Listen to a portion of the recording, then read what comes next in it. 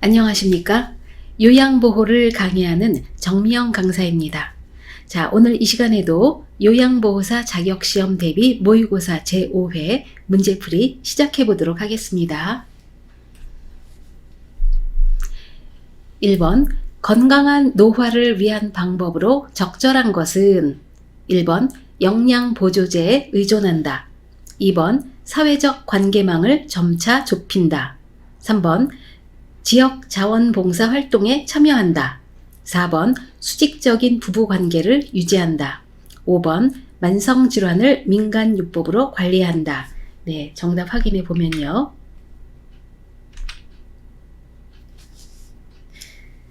네, 3번에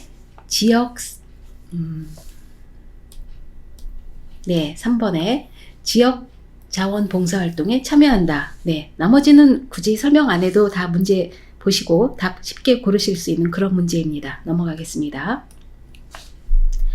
다음에서 설명하는 노년기의 심리적 특성은 자신감이 저하됨, 결단이나 행동이 느려짐, 1번 조심성의 증가, 2번 애착심의 증가, 3번 외향성의 증가, 4번 유산을 남기려는 경향, 5번 생에 대한 회고의 경향. 네, 정답 확인해 보면요. 네, 1번이 되겠는데요. 제가 오른쪽에 이 노년기의 심리적 특성에 관해서 좀 정리를 해봤습니다. 왜냐하면 이 심리적 특성이 시험에 자주 등장을 합니다. 그래서 주로 등장하는 것들은 좀 몇 가지가 있는데요. 자, 한번 다 살펴볼게요. 첫 번째는 우울증 경향의 증가입니다. 그래서 흥미와 의욕 상실이 있고요. 주변 사람을 적대적으로 피하는 경향이 있습니다. 자, 두 번째로는요, 내향성의 증가인데요. 사회활동이 감소하고 타인과의 만남을 기피합니다. 이 내향성도 시험에서 자주 묻습니다. 자, 세 번째는요, 조심성의 증가입니다. 일의 결과를 중시하고요, 자신감이 좀 저하되어 있고요, 매사에 신중하고 중립을 지키려고 합니다. 이 조심성의 증가도 시험에 가끔 나옵니다. 자, 네 번째는요, 경직성의 증가인데요. 융통성이 없고 도전적인 일을 꺼려하고요, 자신에게 익숙한 습관적인 태도나 방법을 고수하는 경향이 있습니다. 이 경직성도 알아주십시오. 자, 다섯 번째는요, 생에 대한 회고의 경향입니다. 자아통합과 죽음을 평온한 마음으로 맞이하려는 경향이 있고요. 여섯 번째는 친근한 사물에 대한 애착심입니다. 과거를 회상하고 자기 정체감을 유지하려는 것이죠. 그리고 유산을 남기려는 경향도 있는데요. 자신의 흔적을 후세에 남깁니다. 그리고 마지막으로는 의존성이 증가하게 되는데요. 신체적, 경제적, 정신적, 사회적, 심리적, 정서적으로 의존하게 됩니다.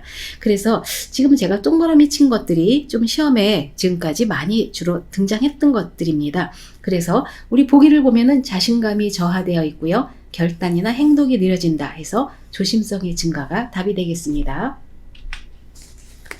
다음, 대상자가 부양 의무자로부터 부양을 받지 못하고 최저 생활을 유지하기 어려울 때 도움을 받을 수 있는 공공부조 제도는 1번 국민연금제도, 2번 고용보험제도, 3번 국민건강보험제도, 4번 국민기초생활보장제도, 5번 산업재해보상보험제도. 네, 정답 확인해 보면요.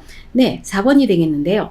자, 문제에서 중요한 키워드는요, 최저 생활을 유지하기 어려울 때 도움을 받는 공공부조제도입니다.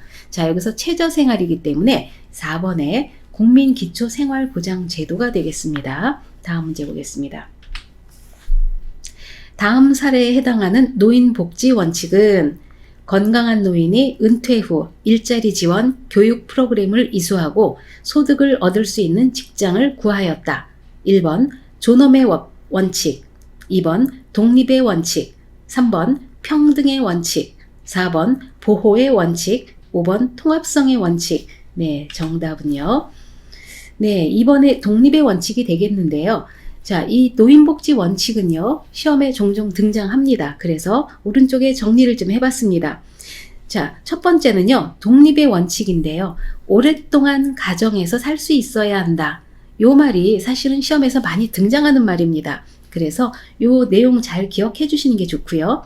그 다음으로는 일할 수 있는 기회나 다른 소득을 얻을 수 있어야 된다. 그래서 독립의 원칙이 되겠습니다. 자, 두 번째는 참여의 원칙인데요. 지식과 기술을 젊은 세대와 공유하여야 한다. 이런 내용이 되겠고요. 자, 세 번째는 보호의 원칙입니다. 가족과 지역사회의 보살핌을 받아야 한다. 네 번째는 자아 실현의 원칙이 되겠습니다. 노인의 잠재력을 개발할 수 있는 기회, 그리고 교육적, 문화적, 정서적 자원과 여가 서비스를 이용할 수 있습니다. 자, 다섯 번째는요, 존엄의 원칙인데요. 자, 노인 학대 받지 않고요, 차별받지 않고 공정하게 대우받아야 하는 원칙입니다. 자, 시험에서는요, 주로 독립의 원칙이 많이 나오고 있어요. 왜냐하면은 참여라든가 보호라든가 자아실현, 존엄 이런 것들은 이 말에서 어느 정도 유추가 돼서 답을 고르기 쉬운데요. 자, 1번의 독립의 원칙에서는 오랫동안 한 가정에 살 수 있어야 한다. 이 말은 조금 우리가 좀 추정하기가 조금 쉽지가 않습니다. 그래서 독립의 원칙이 가장 시험에 많이 나오고 있으니까요. 요 5가지 원칙은 좀 기억을 해서 알아두시는 게 좋습니다. 다음 볼게요. 다음과 같은 내용의 사업을 실시하는 기관은 성년 후견제 이용 지원 사업, 치매 조기 검진, 치매 환자 등록 관리, 전담 코디네이터를 1:1 매칭하여 필요한 서비스 연계, 1번 치매 안심센터, 2번 노인 요양시설, 3번 노인 종합복지관, 4번 노인보호 전문기관, 5번 노인의료 나눔재단. 네, 정답 확인해 보면요. 네, 치매 안심센터가 되는데요. 자, 치매 안심센터는 서울시에는 구마다 하나씩 있습니다. 그리고 전국적으로도 다 분포하고 있어요. 그래서 이 치매 안심센터는 여러 가지 일을 하고 있는데요. 이 표에 나온 것처럼 성년 후견제 이용 지원 사업을 하고 있고요. 자, 치매 환자 조기 검진 받을 수 있고요. 환자 등록하고 있습니다. 그래서 이런 모든 일들을 하는 곳은요, 치매 안심센터가 되겠습니다. 6번, 학대받은 노인을 일정 기간 보호하며 심리 상담과 기본적인 의료비를 지원하는 기관은 1번 정신요양시설, 2번 주간보호센터, 3번 노인학대 신고센터, 4번 정신건강복지센터, 5번 학대 피해 노인 전용 쉼터. 네, 정답은요. 네, 5번의 학대 피해 노인 전용 쉼터인데요. 자, 문제에서는요, 학대받은 노인을 일정 기간 보호를 합니다. 보호를 하고, 그리고 심리 상담도 해주고 기본적인 의료비를 지원하는 기관은요, 여기서는 5번의 학대 피해 노인 전용 쉼터가 되겠습니다. 다음 중 방문 목욕을 제공하는 장기 요양 요원으로 옳은 것은 1번 간호사, 2번 사회복지사, 3번 간호조무사, 4번 요양보호사, 5번 물리치료사. 네, 정답 확인해 보면요. 네, 정답은 4번의 요양보호사인데요. 자, 문제 키워드는요, 장기 요양 요원입니다. 그 중에서도 방문 목욕을 제공하는 사람이에요. 여기에 해당되는 사람은요, 요양보호사 이 인력밖에 없습니다. 나머지는 다 그냥 기타 의료 인력에 들어갑니다. 8번, 등급 판정을 받은 대상자에게 발급되는 장기 요양 인정서에 포함된 내용으로 옳은 것은 1번 본인 부담금, 2번 재가급여 월 한도액, 3번 장기요양급여의 종류와 내용, 4번 수급자 희망급여, 5번 장기요양 서비스 목표. 네, 정답 확인해 보면요. 네, 3번이 되겠는데요. 자, 문제에서는요, 등급 판정을 받은 대상자에게 발급되는 장기요양 인정서에 대해서 묻습니다. 자, 이 장기요양 인정서라는 것은요, 대부분 대상자분이 등급 판정을 받으면 국민건강보험공단에서 장기요양 인정서와 또 다른 서류인 개인별 장기요양 이용 계획서를 발급해 줍니다. 자, 그랬을 때 그러면 대상자가 장기요양 서비스를 이용하기 위해서는요, 장기요양기관에 이 2가지 서류, 즉 장기요양 인정서와 개인별 장기요양 이용 계획서를 제시해 주어야 합니다. 자, 그 중에 하나인 장기요양 인정서는요, 대개 국민건강보험공단에서 발급해 주는 것이고요. 여기에는 어떤 내용들이 포함되어 있냐면 대상자의 기본 인적 사항이 들어가 있습니다. 그리고 장기요양 등급이 몇 등급인지 제시가 되어 있고요. 그리고 유효기간, 언제까지 이용할 수 있는지, 그리고 이용할 수 있는 급여의 종류와 내용이 기재되어 있습니다. 또한 대상자가 장기 요양 서비스를 제공받을 때 필요한 안내사항 등이 포함되어 있습니다. 그래서 이 서류를 가지고 장기 요양 서비스를 받으려면 기관에 제출해 주어야 합니다. 자, 그래서 여기 문제에서 묻는 것은 장기 요양 인정서에 포함된 내용을 묻습니다. 그래서 3번에 장기 요양 급여의 종류와 내용 3번이 되겠습니다. 다음 볼게요. 노인 장기 요양보험 표준 서비스 중 가사 및 일상생활 지원에 해당하는 것은 1번 의복세탁, 2번 생활상담, 3번 편지대필, 4번 보행도움, 5번 의사소통 도움.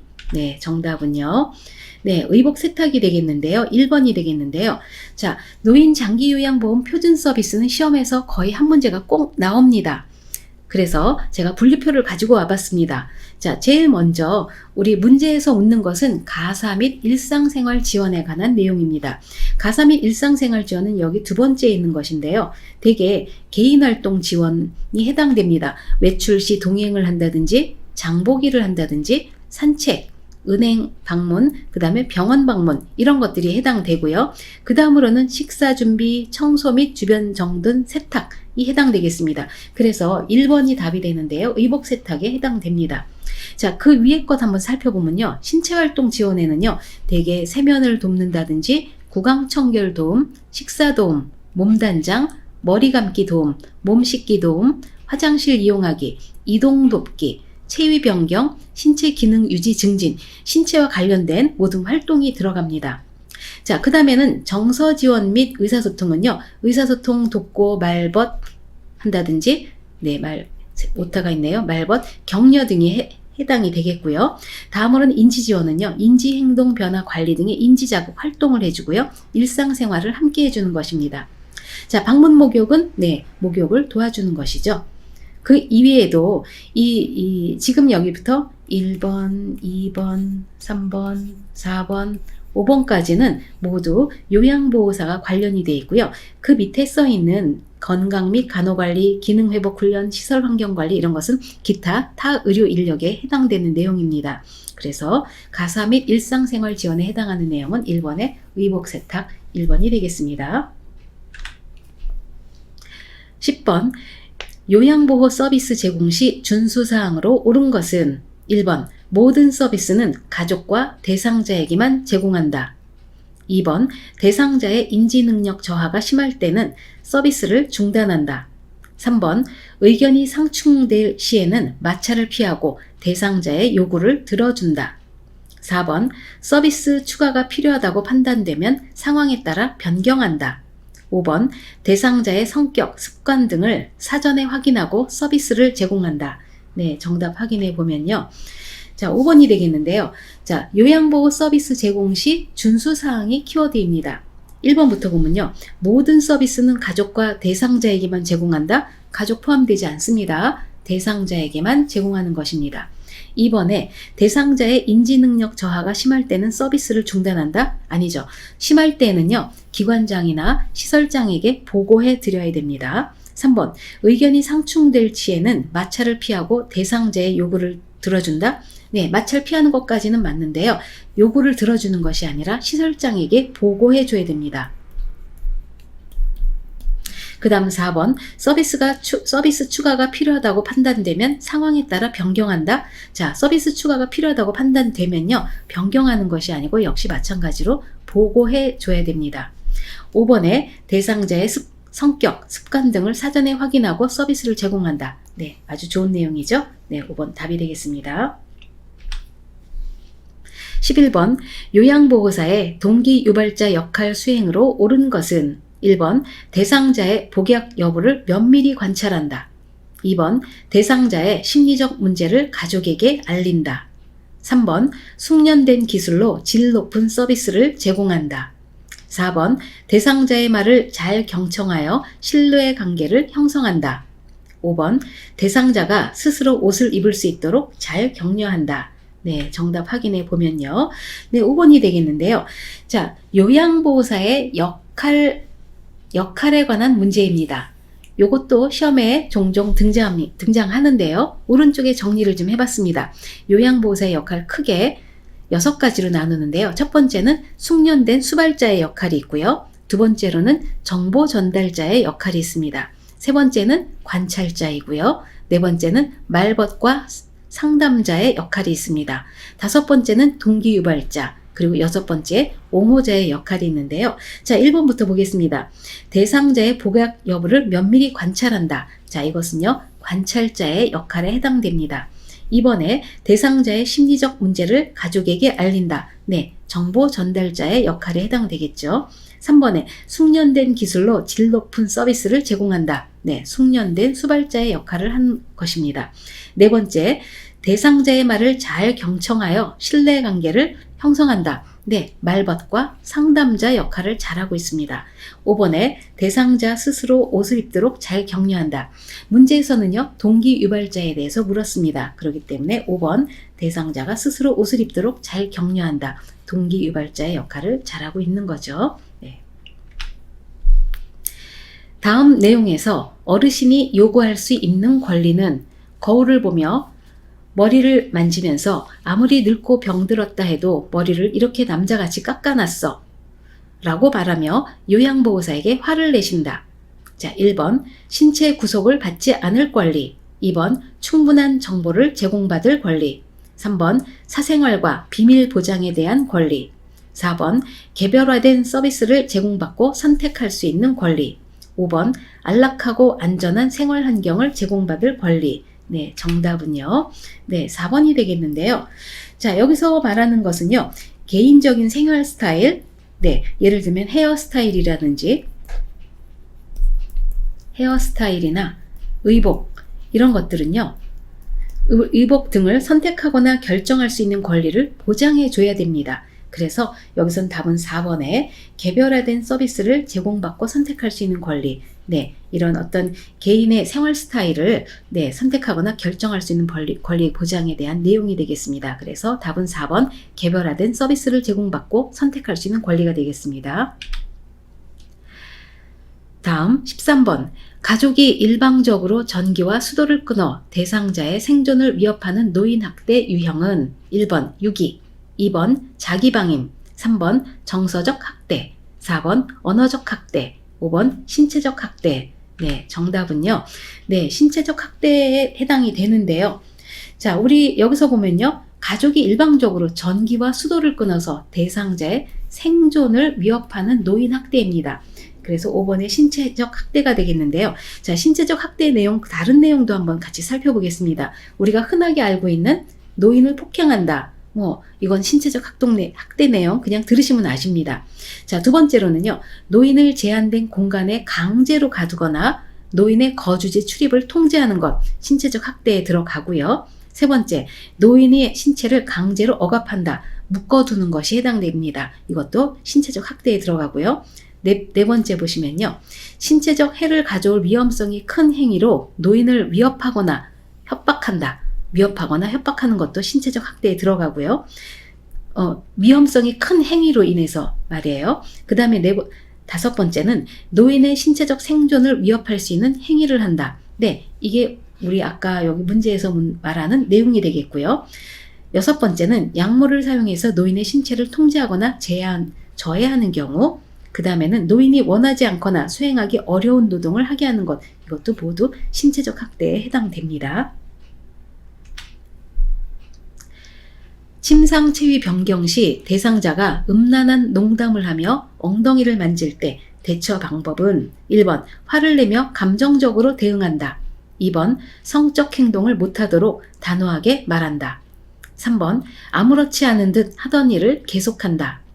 4번 넓은 마음으로 이해하고 조용히 자리를 피한다.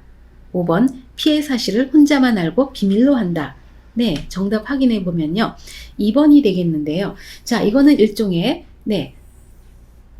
성희롱에 해당됩니다. 그래서 이럴 때는요, 되게 감정적인 대응은 삼가는 게 좋습니다.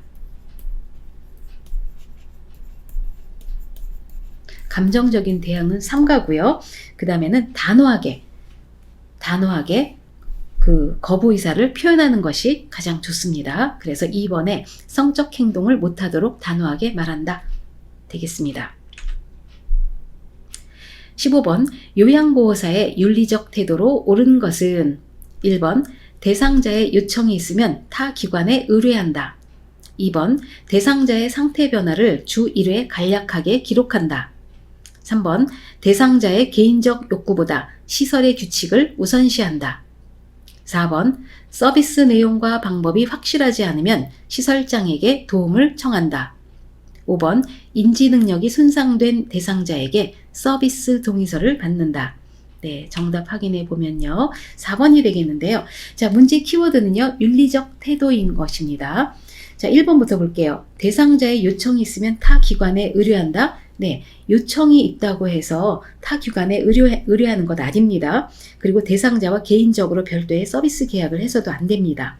자, 2번에 대상자의 상태 변화를 주 1회 간략하게 기록한다. 주 1회 아닙니다. 네, 매번 방문 시마다 매번 하는 것입니다. 그리고 세 번째, 3번에 대상자의 개인적 욕구보다 시설의 규칙을 우선시한다? 아니죠. 개인적 욕구 이거 다 우선시해 드려야 되고요. 4번에 서비스 내용과 방법이 확실하지 않으면 시설장에게 도움을 청한다. 네, 보고하는 것이 우선입니다. 4번 아주 좋은 방법이고요. 5번에 인지능력이 손상된 대상자에게 서비스 동의서를 받는다. 네, 인지능력이 손상된 대상자는요. 치매 대상자를 의미합니다. 이렇게 이 치매 등으로 인해서 인지능력이 없는 경우에는요. 이 대상자에게 받는 것이 아니고요. 보호자에게 받는 것이 맞습니다. 그래서 여기서 맞는 것은 4번이 되겠습니다. 16번 대상자가 혈액과 점액이 섞인 설사와 변비를 반복할 때 의심할 수 있는 질환은 1번 대장암, 2번 식도암, 3번 담석증, 4번 맹장염, 5번 신부전증. 네, 정답은요. 네, 대장암이 되겠는데요. 여기서 주로 말하는 중요한 키워드는요. 혈액과 점액이 섞인 설사와 변비입니다. 자, 여기서 점액이 중요한 키워드가 됩니다. 대장암일 때 점액이 섞인 변을 많이 보게 된다고 합니다. 그래서 여기서는 답이 대장암이 되겠고요. 이 이외에도 장 습관의 변화가 있고요. 장 습관의 변화. 그 다음에는 장 폐색이 있습니다. 장이 막힌 경우에요. 그래서 어떤 경우에는 이제 이 종양 덩어리가 장을 막고 있어서 이 대변이 배설이 안 되는 경우가 있어서 병원에 갔을 때 이게 장 폐색이 와서 이제 검사하다 보면은 대장암을 발견하는 경우가 많다고 합니다. 그래서 여기서는 혈액과 점액이 섞인 설사 변비하면은요 대장암 되겠습니다. 노인에게 변비를 유발시킬 수 있는 요인으로 옳은 것은 1번 식사량 증가, 2번 배변 반사 증가, 3번 저작 능력 증가, 4번 마약성 진통제 복용, 5번 고섬유질 음식 섭취 증가. 정답은요. 네, 4번이 되겠는데요. 자, 여기서는 변비가 키워드고요. 그 다음에 변비를 유발시키는 요인이 두 번째 키워드입니다. 이 변비를 유발시키는 요인은요, 시험에 종종 나옵니다. 그래서 좀 알아두실 필요가 있는데요. 자, 오른쪽에 정리를 해봤습니다. 노인에게 변비를 유발시키는 중요한 요인들을 보면요. 첫 번째는 위대장 반사 감소 및 약화에 따른 장 운동의 저하입니다. 장이 운동을 안 해서 대변을 이동시켜주지 못하기 때문에 네, 변비가 심해질 수 있고요. 두 번째로는 저작 능력 저하와 관련된 지나친 저자녀 시기 섭취입니다. 저자녀 시기는요, 씹을 게 없고요. 그냥 삼키게 돼 있어서 덩어리 형성을 못합니다. 그래서 이것도 역시 변비에 좋지 않고요. 변비를 유발하는 원인이 됩니다. 3번에 복부 근육의 힘 약화. 네, 배에 힘을 주고 밀어내기 해야 되는데 이게 잘 안 되는 거죠. 네 번째로는요, 식사량 감소, 특히 수분과 고섬유질 섭취의 감소. 네, 고섬유질 섭취를 하면요, 변이 덩어리 형성이 잘 되기 때문에 변비에 도움이 되는데 이런 것들 잘 안 드시고 식사량도 줄고 하면은 네, 변비가 심해집니다. 다섯 번째로는요, 하재 남용으로 인한 배변 반사 저하입니다. 하재라는 것은요, 이 변을 배출하게 만드는 일종의 변비약 같은 거예요. 근데 이런 약을 계속적으로 장복을 하다 보면요, 이 배변 반사가 배변이 마렵다, 변이 마렵다라고 느끼는 것이 하재에 의해서 작용하다 보니까 이 약을 안 드시게 되면은요, 이 장에서 이 반사가 안 느껴지는 거예요. 그래서 이런 배변 반사 저하가 원인이 되기도 하고요.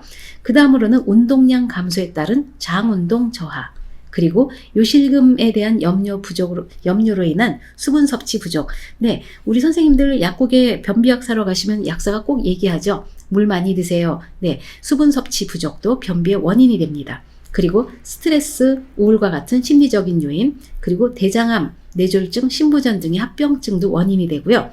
자, 여기서 마지막에는 변비를 유발하는 약물인데요. 그 중에서도 항암제에 있는데 마약성 진통제는요.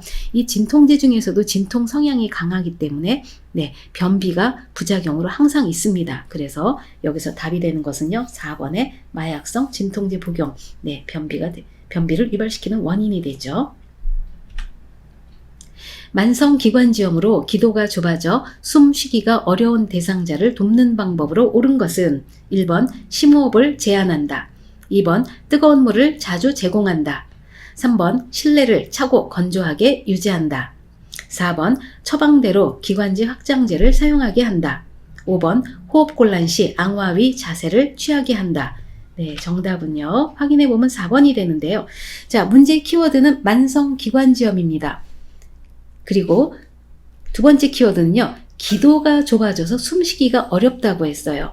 자, 숨쉬기가 어렵다는 것은요. 우리 그 기도가 좁아져 있다는 뜻입니다. 자, 그랬을 때 1번에 심호흡을 제한하면 안 됩니다. 심호흡과 기침을 해서요. 가래를 모두 잘 배출해내면 호흡이 곤란한 것이 편해집니다. 두 번째, 뜨거운 물을 자주 제공한다? 네, 이 기도가 좁아서 숨쉬기가 어려운데 만성기관지염일 때는요. 뜨거운 물 좋지 않습니다. 너무 뜨겁거나 찬물은요. 기도를 자극시키기 때문에 좋지 않고요. 3번에 실내를 차고 건조하게 유지한다? 이것도 좋지 않습니다. 기도를 심하게 자극하기 때문에 차고 건조한 공기 안 좋고요. 4번에 처방대로 기관지 확장제를 사용하게 한다. 자, 기관지 확장제는 무엇이냐? 좁아져 있는 기관지를 이 약이 들어가서 넓혀주기 때문에 숨쉬기가 용이해집니다. 그래서 4번 답이 되겠고요. 5번 호흡곤란 시 앙화위 자세를 취하게 한다. 자, 여기서 말하는 앙화위 자세는 뭐예요? 똑바로 누워있는 자세입니다. 똑바로 누운 자세가 되겠는데요. 자, 우리 숨쉬기 힘들 경우에는요. 똑바로 누워서 숨쉬기 어렵습니다. 대부분이 상체를 40에서 60도 올려주는 게 좋고요. 아니면은 이 숨쉬기 굉장히 힘드신 분들은요. 눕지 못합니다. 앉아있는 경우가 많습니다. 그래서 앙화위는 우리 호흡 곤란일 때 좋지 않고요. 좋은 자세는요. 반좌위가 되겠습니다. 다음 문제 보겠습니다. 폐결핵에 대한 설명으로 옳은 것은 1번 바이러스성 감염질환이다. 2번 주로 오염된 음식 섭취로 감염된다. 3번 대체로 오전에 열이 오르고 오후에 열이 내린다. 4번 약물 투여로 인한 위장장애, 피부 발진 등 부작용이 생긴다.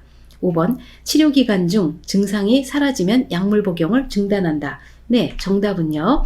네, 4번이 되겠는데요. 자, 문제 키워드는 폐결핵입니다. 1번에 바이러스성 감염 질환이다? 아닙니다. 폐결핵은요. 세균입니다. 세균성입니다.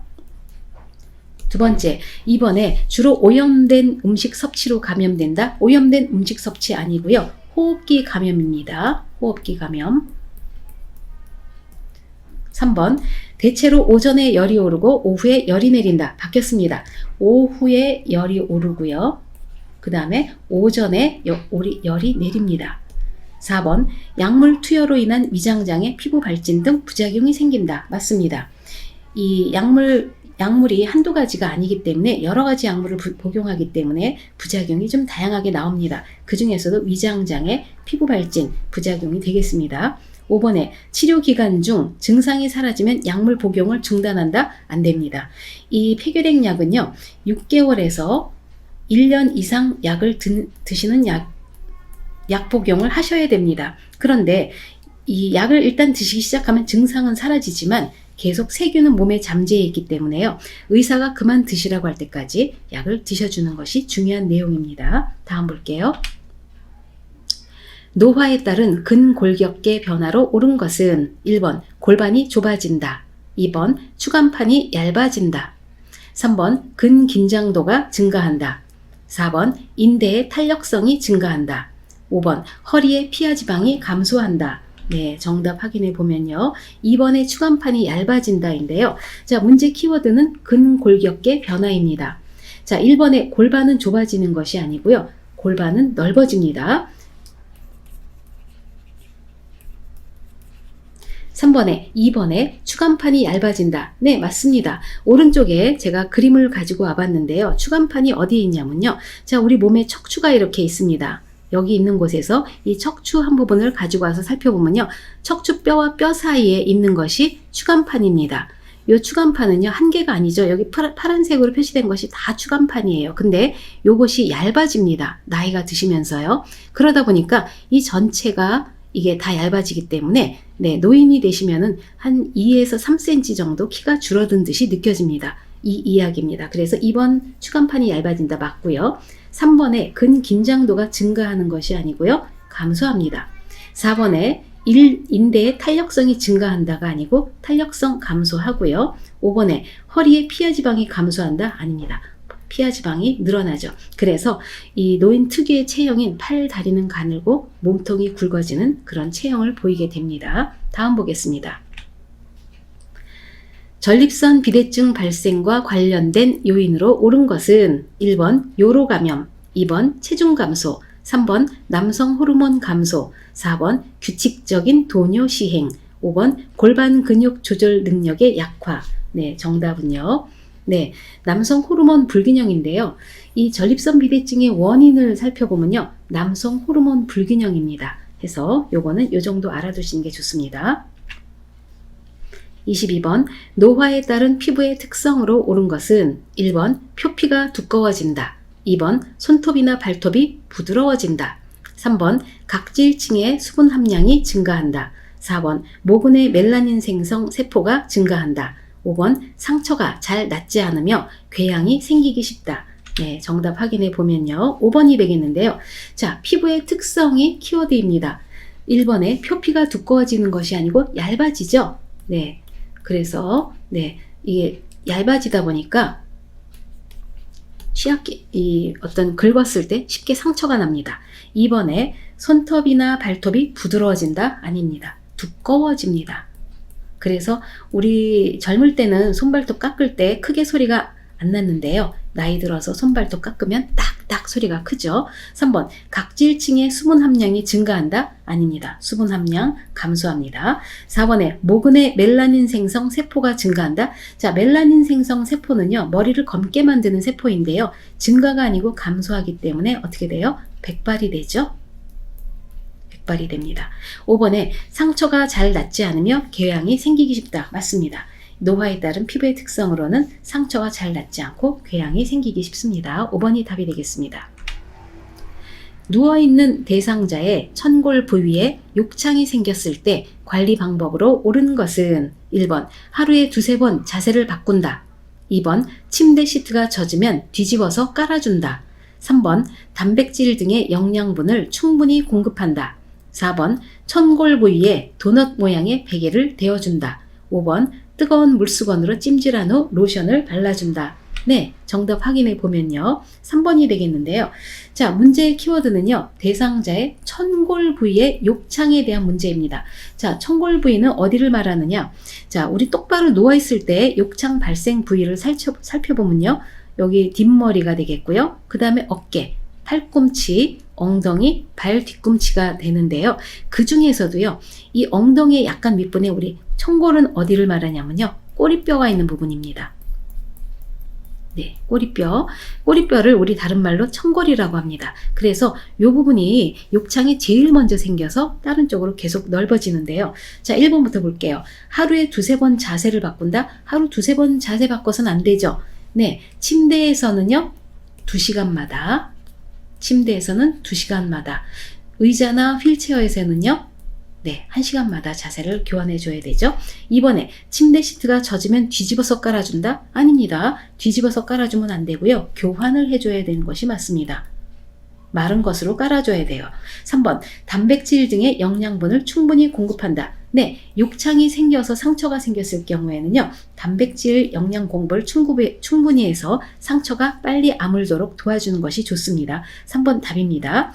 4번 천골 부위에 도넛 모양의 베개를 대어준다. 자, 천골 부위에 도넛 모양의 베개 절대로 사용하면 안 된다고 네, 강조를 하고 있습니다. 5번 뜨거운 물수건으로 찜질한 후 로션을 발라준다. 뜨거운 물수건 아니죠? 미지근한 물수건으로요. 미지근한 물수건으로 닦아주고요. 그 다음에는 그대로 그 물기가 있는 상체를 두면 안 됩니다. 네, 찜질하지 않고요. 마른 수건으로 닦아주고 네, 말려주는 게 좋습니다. 다음 보겠습니다. 24번 대상포진에 관한 설명으로 옳은 것은 1번 세균에 의해 감염되는 질환이다. 2번 장기간 스테로이드를 복용해야 한다. 3번 가려움증이 있는 부위에 온찜질을 한다. 4번 치료 후 신경통이 사라질 때까지 격리한다. 5번 과거에 수두를 앓았던 사람에게서 주로 발생한다. 네, 정답은요 5번이 되겠는데요. 자, 문제의 키워드는 대상포진입니다. 자, 1번부터 볼게요. 세균에 의해 감염되는 질환이다? 아닙니다. 이 원인은요 수두 바이러스인데요. 수두는요 바이러스입니다. 세균 아닙니다. 2번 장기간 스테로이드를 복용해야 한다? 안 됩니다. 장기간 스테로이드를 복용하면요 이 장기간 복용했을 경우에는요 면역력이 떨어지기 때문에 네, 이 오히려 걸리기 쉽습니다. 3번 가려움증이 있는 부위에 온찜질을 한다? 네, 선생님들 생각해 보십시오. 가려운데 더우면요 더 가렵습니다. 그래서 온찜질이 맞지 않고요 차라리 냉찜질이 낫습니다. 4번 치료 후 신경통이 사라질 때까지 격리한다. 네, 이 대상포진이 초기에 치료가 잘 안되면 신경통으로 번집니다. 그랬을 때 이게 사라질 때까지 격리하는 것 아닙니다. 수두는 전염이 되지만요 대상포진은 전염되지 않습니다. 그래서 격리할 필요 없습니다. 5번 과거에 수두를 앓았던 사람에게서 주로 발생한다. 맞습니다. 과거에 수두를 앓았던 분들은요 이 수두 바이러스가 몸에 숨어 있다가 면역력이 떨어졌을 때 네, 대상포진으로 발현된다고 합니다. 다음 보겠습니다. 노인 우울증의 주요 증상은 1번 노인 스스로 우울증을 쉽게 자각한다. 2번 두통, 소화불량의 신체 증상을 호소한다. 3번 주변 사람들이 우울증임을 쉽게 발견한다. 4번 무기력과 흥분 상태가 교대로 나타난다. 5번 매사에 관심이 많고 수면 양상이 규칙적이다. 네, 정답 확인해 보면요 2번이 되겠는데요. 자, 노인 우울증은요 우리 일반 성인 우울증하고 많이 차이가 있습니다. 오른쪽에 정리를 보시면요 노인성 우울은요 우울감이 잘 드러나지 않습니다. 일상생활도 잘 하시고 하기 때문에 우울한 사람처럼 느껴지지 않아요. 반면에 불면증이라든지 불안 증상이 흔합니다. 잠을 못 자, 요즘에 많이 불안하고 무서워 이런 얘기를 많이 하시게 되고요. 그 이외에도 두통이나 소화불량, 신체 증상 호소가 많습니다. 그래서 요 세 가지는 좀 잘 기억을 해주시는 게 필요한데요. 자, 여기서는 1번 노인 스스로 우울증임을 쉽게 자각한다. 우울증 걸린 사람들은요 스스로 자각 못합니다. 내가 우울인지 잘 모릅니다. 2번에 두통, 소화불량의 신체 증상을 호소한다. 맞죠? 네, 2번 답이 되겠습니다. 3번 주변 사람들이 우울증임을 쉽게 발견한다. 쉽게 발견하지 못한다고 했고요. 4번 무기력과 흥분 상태가 교대로 나타난다. 자, 이것은 우울증에 대한 설명이 아니라 선망에 대한 설명이 되겠습니다. 5번 매사에 관심이 많고 수면 양상이 규칙적이다. 자, 이것은 모든 문제가 없죠? 정상입니다. 그래서 답이 되는 것은 2번이 되겠습니다. 26번 선망에 대한 설명으로 옳은 것은 1번 만성질환이다. 2번 진압력 장애가 있다. 3번 의식 수준이 명료하다. 4번 주의 집중력에 변화가 없다. 5번 신체 생리적 변화가 적다. 네, 정답 확인해 보면요. 자, 오른쪽에 제가 선망에 대해서 좀 정리를 해봤습니다. 왜냐하면 선망은 한 문제가 꼭 나옵니다. 자, 특징을 보면요. 선망은요. 수시간 내지 수일에 걸쳐서 급격하게 발생해서요. 보통 며칠간 지속되지만 몇 주 혹은 몇 달까지 지속되기도 합니다. 그리고 특징은요. 증상의 기복이 매우 심합니다. 자, 증상을 보면요. 의식 수준의 변화로 잠에서 덜 깼거나 몹시 졸리운 상태에서 행동하는 사람처럼 보입니다. 맑아 보이지 않아요. 그리고 주의력도 감퇴되어 있습니다. 그래서 불러도 잘 주의 집중 못하기 때문에 잘 반응을 못 하십니다. 거기에 환각이나 이런 데 착각이 많이 빠져 있어요. 또 하나는 수시간이나 수일에 걸쳐 호전과 악화가 반복되고요. 시간, 장소, 사람에 대한 진압력 장애를 보입니다. 그리고 인지장애, 초조, 지각장애, 편집망상, 정서 불안정을 보입니다. 자, 편집망상은요, 주로 의심 많이 하고요. 선망은 그래서 누군가 나를 해치려 한다라고 많이 생각을 합니다. 선망은 단독으로 발생하기도 하고 치매와 동반되어 나타나기도 합니다. 자, 1번부터 보겠습니다. 만성질환인가요? 아니죠. 급성으로 발생합니다. 2번에 진압력 장애가 있다. 맞죠? 진압력 장애는요, 시간, 장소, 사람 세 가지의 오리엔테이션의 문제를 일으킵니다. 3번에 의식 수준이 명료한가요? 아니죠. 의식 수준이 변화로 잠이 덜 깼거나 몹시 졸린 상태에서 행동하는 사람처럼 보인다고 했습니다. 4번에 주의 집중력에 변화가 없다. 주의 집중 못하죠. 그래서 불러도 대답 못합니다. 5번 신체 생리적 변화가 적다. 신체 생리적 변화 굉장히 심합니다. 식은땀 흘리고 혈압도 올라가고 손도 떨고 굉장히 불안정한 상태가 됩니다. 그래서 맞는 것은 2번의 진압력 장애가 되겠습니다. 27번 뇌졸중으로 술 취한 사람처럼 비틀거리고 물건을 잡으려고 할 때 정확하게 잡지 못하는 증상은 1번 실어증, 2번 하지마비, 3번 관절염, 4번 운동실조증, 5번 감각기능 이상. 네, 정답은요. 네, 운동실조증이 되겠는데요. 자, 문제에서 말하는 술 취한 사람처럼 비틀거리고 이 말은요. 그리고 물건을 잡으려고 할 때 정확하게 잡지 못한다. 이 얘기는요, 모두 어디에 문제가 생겼을 때 발생하냐면요, 우리 뇌에서, 소뇌에서 문제가 생겼을 때 이 운동 실조증이 발생합니다. 소뇌가 주로 하는 일은요, 몸의 평형 감각을 유지합니다.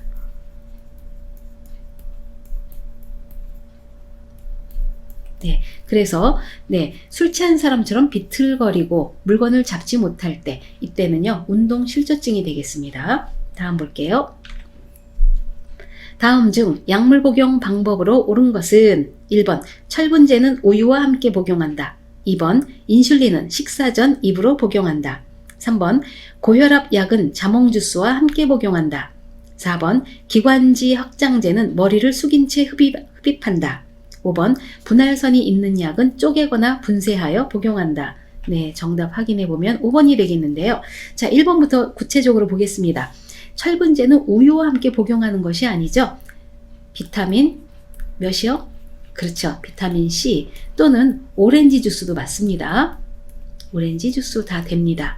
자, 2번에 인슐린은 식사 전 입으로 복용한다. 인슐린 약은요, 입으로 절대 복용하지 않습니다. 왜냐하면 입으로 복용하면요, 위장에서 다 파괴가 됩니다. 그래서 100% 주사약입니다. 그래서 입으로 복용하면 맞지 않습니다. 3번 고혈압 약은 자몽 주스와 함께 복용한다. 자, 고혈압 약이나 고지혈증 약을 드시는 분은 자몽 주스 드시지 말아야 돼요.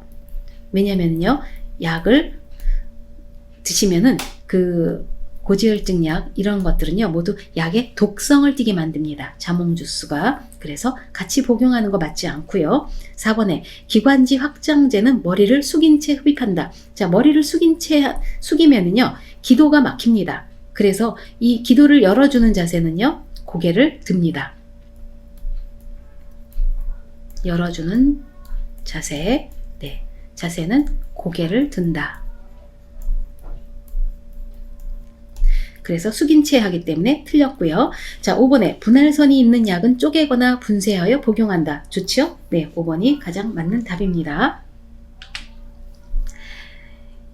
65세 이상 노인 대상자에게 매년 1회 권장하는 예방접종은 1번 파상풍, 2번 대상포진, 3번 폐렴구균, 4번 인플루엔자, 5번 유행성 이하선염. 네, 정답 확인해 보면요.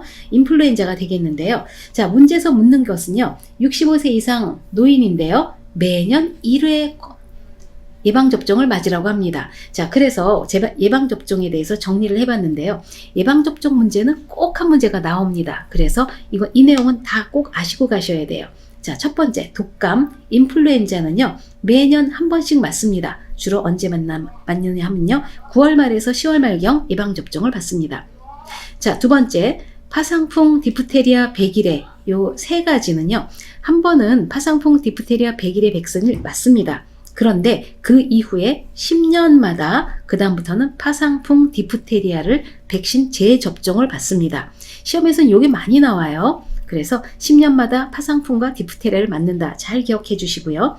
자, 세 번째는 폐렴구균입니다. 폐렴구균은요, 65세 이상에서 접종이 필요하고요. 네 번째, 대상포진도 60세 이상에서 1회 접종을 합니다. 자, 문제에서 묻는 것은 매년 1회라고 했기 때문에 여기서 맞는 것은 인플루엔자, 독감이 되겠죠. 네, 독감. 그래서 4번이 맞습니다. 거동이 불편하거나 인지기능이 저하된 시설 대상자의 여가 활동을 위한 방법으로 옳은 것은 1번 어렵지 않고 흥미로운 프로그램을 배정한다. 2번 가족의 의견을 중심으로 여가 활동을 지원한다. 3번 요양보호사의 상황에 따라 프로그램을 배정한다. 4번 움직임이 빠르고 신속한 프로그램을 배정한다. 5번 대상자의 경제적 수준을 고려하여 집단 프로그램을 배정한다. 네, 정답 확인해 보면요. 1번이 되겠는데요. 자, 문제에서 거동이 불편하다고 했고요. 그 다음에는 인지기능이 저하된 시설 대상자입니다. 자, 이럴 때는요. 어렵지 않고 1번에 어렵지 않고 흥미로운 프로그램을 배정하는 것이 좋습니다. 2번에는 가족의 의견을 중심으로 하나요? 그렇지 않죠. 대상자의 기능에 맞춰서 제공하는 것이 맞고요. 3번에 요양보호사의 상황에 따라 프로그램 배정하는 것도 아니죠. 대상자의 상황에 맞춥니다. 4번에 움직임이 빠르고 신속한 프로그램을 배정한다. 네, 거동이 불편하다고 했는데 이런 움직임이 빠른 거 할 수 없고요. 5번에 대상자의 경제적 수준을 고려한다 그랬는데요. 자, 거동이 불편하고 인지기능이 저하된 대상자이기 때문에 집단 프로그램 잘 맞지 않습니다. 그래서 맞는 것은 1번이 되겠습니다. 31번 요양보호사가 업무 내용을 기록하는 목적은 1번 업무에 대한 부담 완화, 2번 대상자의 사생활 확인, 3번 보호자와 밀착관계 형성, 4번 관련 전문가와 정보 공유, 5번 문제 발생 시 법적 책임 회피. 네, 정답 확인해 보면 네, 4번이 되겠는데요. 자, 요양보호 기록의 목적을 한번 살펴보겠습니다. 1번의 첫 번째는요. 질 높은 서비스를 제공하는데 도움이 됩니다. 두 번째로는요. 요양보호사의 활동을 입증할 수가 있습니다. 세 번째로는요. 요양보호 서비스의 연속성을 유지할 수가 있습니다. 네 번째는 시설장 및 관련 전문가에게 중요한 정보를 제공해 줍니다. 다섯 번째는요. 요양보호 서비스 내용과 방법에 대한 지도 및 관리에 도움이 됩니다. 내용과 방법에 대한 내용이죠. 6번 가족 정보 공유를 통해서 의사소통을 원활하게 하고요. 7번째는 요양보호 서비스의 표준화와 요양보호사의 책임성을 높이는 장점이 있습니다. 자, 그래서 여기서 해당되는 것은 4번이 되겠는데요. 관련 전문가와 정보를 공유한다. 그래서 답은 4번입니다. 32번 요양보호사의 재가급여 제공 내용을 국민건강보험공단에 실시간으로 전송하고 이를 급여비용 청구와 자동으로 연계하는 관리체계는 1번 보건복지 포털, 2번 사회복지 통합관리망, 3번 요양시설 관리 시스템, 4번 재가급여 전자관리 시스템, 5번 건강보험급여 청구 시스템. 정답 확인해 보면요. 네, 4번이 되겠는데요. 자, 여기서는 요양보호사가 작성하는 것이고요. 자, 재가급여 제공을 국민건강보험공단에 실시간으로 전송하는 것은 스마트폰을 활용해서 합니다. 스마트폰. 다 우리 선생님들 다 모두 수업 들으셔서 다 아시는 내용이라서 길게 설명하지는 않겠는데요. 자, 스마트폰을 이용해서요. 실시간으로 전송하고요. 이를 급여비용 청구와 자동으로 연계하는 관리체계는요. 4번에 재가급여 전자관리 시스템이라고 합니다. 다음 보겠습니다. 임종을 앞둔 대상자가 심리적으로 불안해할 때 취해야 할 행동으로 옳은 것은 1번 곧 회복될 것이라고 희망을 주며 안심시킨다. 2번 만나고 싶어하는 사람을 만나게 한다. 3번 장례 절차를 가족과 상의하여 대상자에게 알려준다. 4번 대상자가 난폭한 행동을 할 때는 억제대를 사용한다. 5번 요양보호사가 믿는 종교 지도자와 면담을 주선한다. 네, 여기서 정답은요 2번이 되겠는데요. 자, 임종을 앞뒀다고 했어요. 그리고 대상자가 심리적으로 불안해할 때는요. 여기서는 이제 임종이면 떠날 단계이기 때문에 만나고 싶어 하는 사람을 만나게 해주는 것이 가장 좋습니다. 네, 다음 볼게요. 34번 전기 안전사고 예방 방법으로 옳은 것은 1번 전기가 연결된 전기기구를 세척한다. 2번 정전으로 산소호흡기가 중단되면 119에 신고한다. 3번 하나의 콘센트에 여러 개의 플러그를 꽂아 사용한다. 4번 전기에 감전된 대상자는 발견 즉시 이동시킨다. 5번 정전으로 해동된 식품은 다시 냉동한다. 네, 정답 확인해 보면요. 2번이 되겠는데요. 자, 오른쪽에 제가 관련된 내용을 좀 가지고 와봤습니다. 특히 가정용 산소호흡기와 같이 전기에 의존하는 필수 의료 장비가 가정 내에 있는데 정전으로 인해서 중단될 경우에는요. 빨리 119에 신고해서 긴급 후송을 하는 것이 필요합니다. 그래서 여기서 맞는 것은 2번에 정전으로 산소호흡기가 중단되면 119에 신고한다. 2번이 되겠습니다. 35번 감염 예방을 위한 가장 경제적이고 효과적인 방법은 1번 보습제를 바른다. 2번 예방접종을 한다. 3번 6단계 손 씻기를 한다. 4번 채소를 반드시 익혀 먹는다. 5번 고용량 비타민제를 복용한다. 네, 정답 확인해 보면요. 3번이 되겠는데요. 자, 감염 예방을 위한 가장 경제적이고 효과적인 걸 찾으면요. 사실 여기 1번부터 5번까지는 다 답이 됩니다. 하지만 이 중에서도 감염 예방을 위해서는요. 3번에 6단계 손 씻기를 합니다.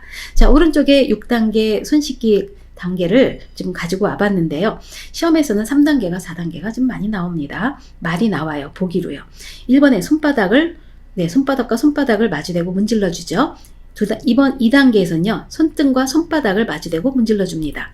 자, 3단계에서는 손가락 사이를 닦는 거죠. 손바닥을 마주대고 손깍지를 끼고 문질러 줍니다.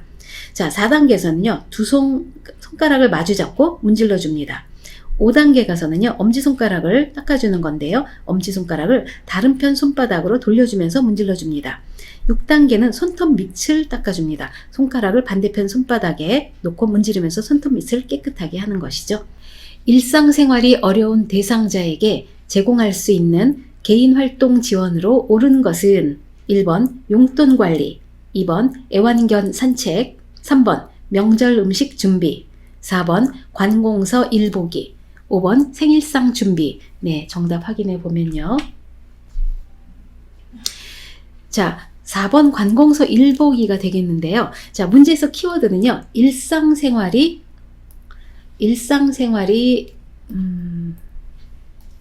어려운 대상자에게 제공하는 개인활동 지원 서비스가 키포인트입니다. 자, 오른쪽에 정리 좀 해봤는데요.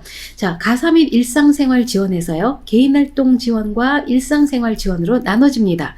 개인활동 지원에는요. 외출 시 동행이나 장보기, 산책, 은행, 관공서, 병원 등 방문 시 부축 또는 동행하는 것, 그리고 책임 귀가를 해주는 것, 이게 모두 개인활동 지원에 들어가고요.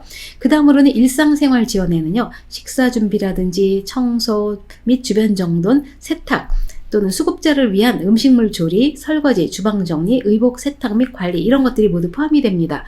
자, 그래서 문제에서 묻는 것은요. 개인활동 지원이기 때문에 4번의 관공서 일보기 되겠습니다.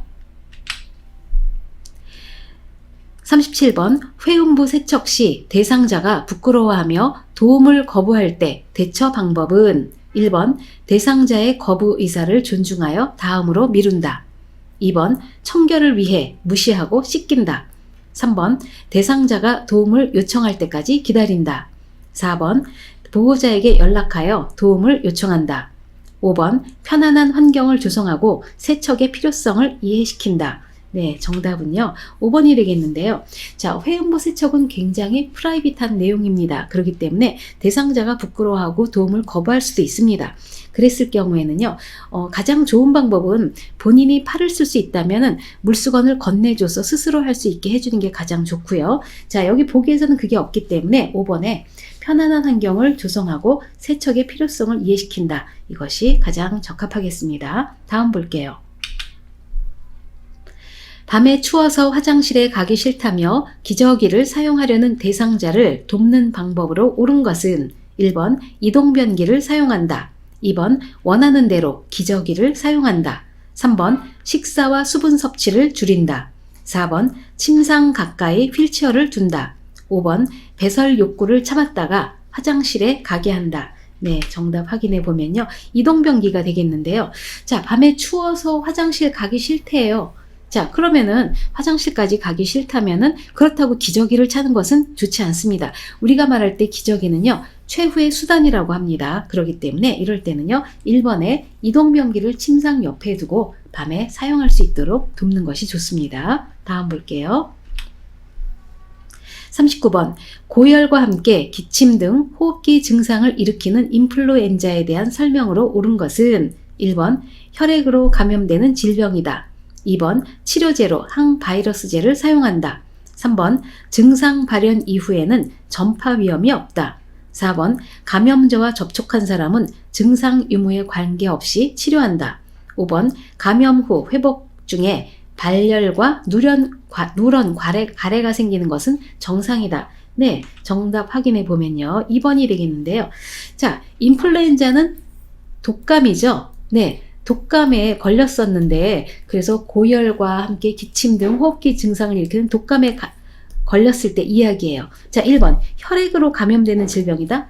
독감은요, 혈액으로 감염되지 않고요. 호흡기 감염이 되겠습니다. 호흡기 감염입니다. 비말로 감염되는 거죠. 2번에 치료제로 항바이러스제를 사용한다. 맞습니다. 이 독감은요, 바이러스예요. 그 항생제가 아니고요. 그렇기 때문에 치료제는 항바이러스제를 사용합니다. 2번 답입니다. 3번 증상 발현 이후에는 전파 위험이 없다? 아닙니다. 증상 발현 이전부터 전파 위험이 굉장히 강하고요. 네, 증상이 있으면 굉장히 전파 많이 시킵니다. 4번에 감염자와 접촉한 사람은 증상 유무에 관계없이 치료한다. 이 얘기는 어디에 해당되냐면요. 오음에 걸렸을 때 해당되는 이야기입니다. 독감 아니고요. 5번 감염 후 회복 중에 발열과 누런 가래가 생기는 것은 정상이다? 정상 아닙니다. 누런 가래가 다시 생기는 것은요. 열도 나고요. 가래가 나요. 더 악화됐다는 뜻입니다. 그래서 빨리 병원에 가봐야 됩니다. 다음 보겠습니다.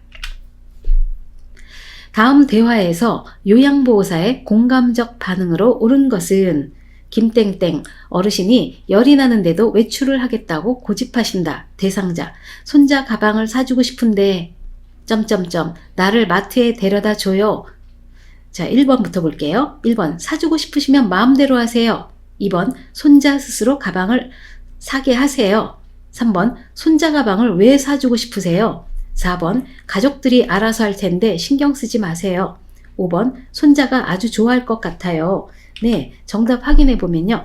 자, 문제에서 묻는 것은 공감적 반응입니다. 자, 공감적 반응은요. 오른쪽에 보시면요. 공감이라는 것은 상대방이 하는 말에 상대방 관점에서 이해를 하며 감정을 같이 느끼고 자신이 느낀 바를 전달하는 것을 의미합니다. 그 상대방의 마음을 이해해 주는 거예요. 자, 여기서 열이 난데도 마트에 가겠다고 하는 거죠. 이럴 때는요. 어르신이 무리한 요구를 한다고 해서 바로 거절하지 말고요. 먼저 공감을 표시하는 게 좋습니다. 자, 여기 해당되는 것은요. 5번에 손자가 아주 좋아할 것 같아요. 자, 그렇다고 해서 마트에 가는 것보다는요. 마음을 읽어준 다음에 열이 많이 나는데요. 제가 대신 사다 드려도 될까요? 라고 말해주는 것이 가장 좋은 순서입니다. 다음 보겠습니다. 41번 시각장애가 있는 대상자와 의사소통하는 방법으로 옳은 것은 1번 나란히 옆에서 이야기한다. 2번 걸을 때에는 대상자보다 반보 뒤에서 걸으며 의사소통을 한다. 3번 대상자를 만났을 때 신체 접촉을 먼저 하고 말을 건넨다. 4번 촉각을 이용하여 사물에 대한 정보를 전달한다. 5번 여기, 저기와 같은 지시대명사를 많이 사용하여 대화한다. 네, 정답 확인해 보면요. 네, 4번이 되겠는데요. 자, 1번부터 보겠습니다. 일단은 문제 키워드는요. 시각장애가 있는 대상자입니다. 1번에 나란히 옆에서 이야기하면 좋지 않습니다. 나란히가 아니고요. 정면이 가장 좋습니다. 시각장애 대상자에게는요. 정면이 가장 좋고요. 자, 2번 걸을 때는 대상자보다 반보 뒤에서 걸으며 의사소통한다. 반보 뒤가 아니고요. 반보 앞에서 나와서요. 대상자의 팔을 끄는 듯한 자세가 좋습니다. 3번 대상자를 만났을 때 신체 접촉을 먼저 하고 말을 건넨다. 자, 신체 접촉을 먼저 하면요. 깜짝 놀랍니다. 그렇기 때문에 신체 접촉하기 전에 먼저 말을 건네서 알게 합니다. 4번 촉각을 이용하여 사물에 대한 정보를 전달한다. 아주 좋죠? 네, 특히 어떨 때 이미지를 전달하기 어려운 형태나 사물 등은요. 촉각을 이용해서 사물에 대한 정보를 전달하는 게 좋습니다. 4번 답이고요. 5번 여기저기와 같은 지시대명사를 많이 사용하여 대화한다. 네, 좋지 않습니다. 지금 앞이 안 보이는데 여기저기 해봐야 도움이 안 되고요. 사물의 위치를요. 정확히 시계 방향으로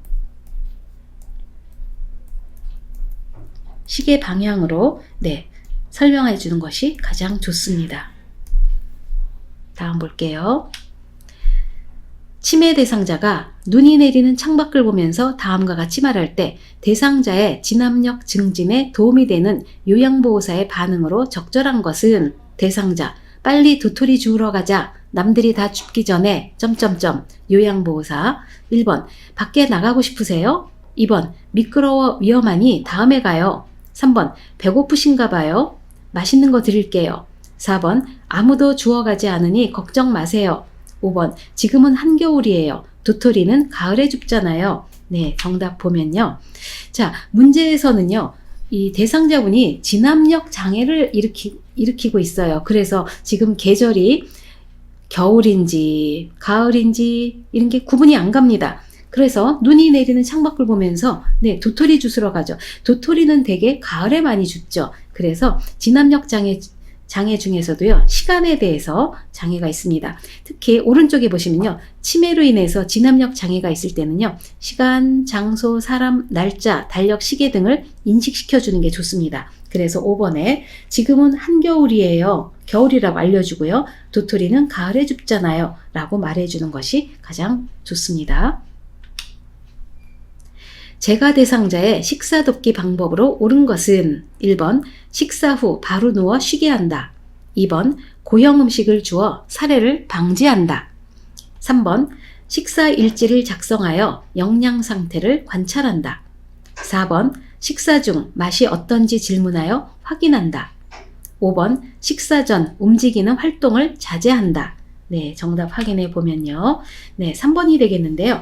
자, 중요한 것은 식사 돕기 방법이에요. 재가 대상자입니다. 자, 1번에 식사 후 바로 누워 쉬게 하는 거 좋지 않죠? 식사 후는요, 30분 정도 앉아있게 합니다. 왜냐면요, 네, 소화 좀 시킬게요 하면서 앉아있게 합니다. 그 이유는요, 식도 역류를 예방하기 위해서죠. 네, 식도 역류 예방합니다. 자, 2번에 고형 음식을 주어 사례를 방지한다. 자, 우리 사례가 들리시는 분들은요. 고형 음식 좋지 않습니다. 그렇다고 액체 음식 더 안 좋고요. 걸쭉한 것이 좋습니다. 그래서 고형 음식 아니고요. 부드럽게 조리해서 걸쭉한 음식을 주는 게 좋고요. 3번 식사 일지를 작성하여 영양 상태를 관찰한다. 아주 좋은 방법이죠. 네, 오늘 아침, 점심, 저녁에 어떤 메뉴를 드셨는지를 기록을 꾸준하게 하다 보면요. 이분의 영양 상태를 확인해 줄 수가 있습니다. 3번 답이고요. 4번 식사 중 맛이 어떤지 질문하여 확인한다.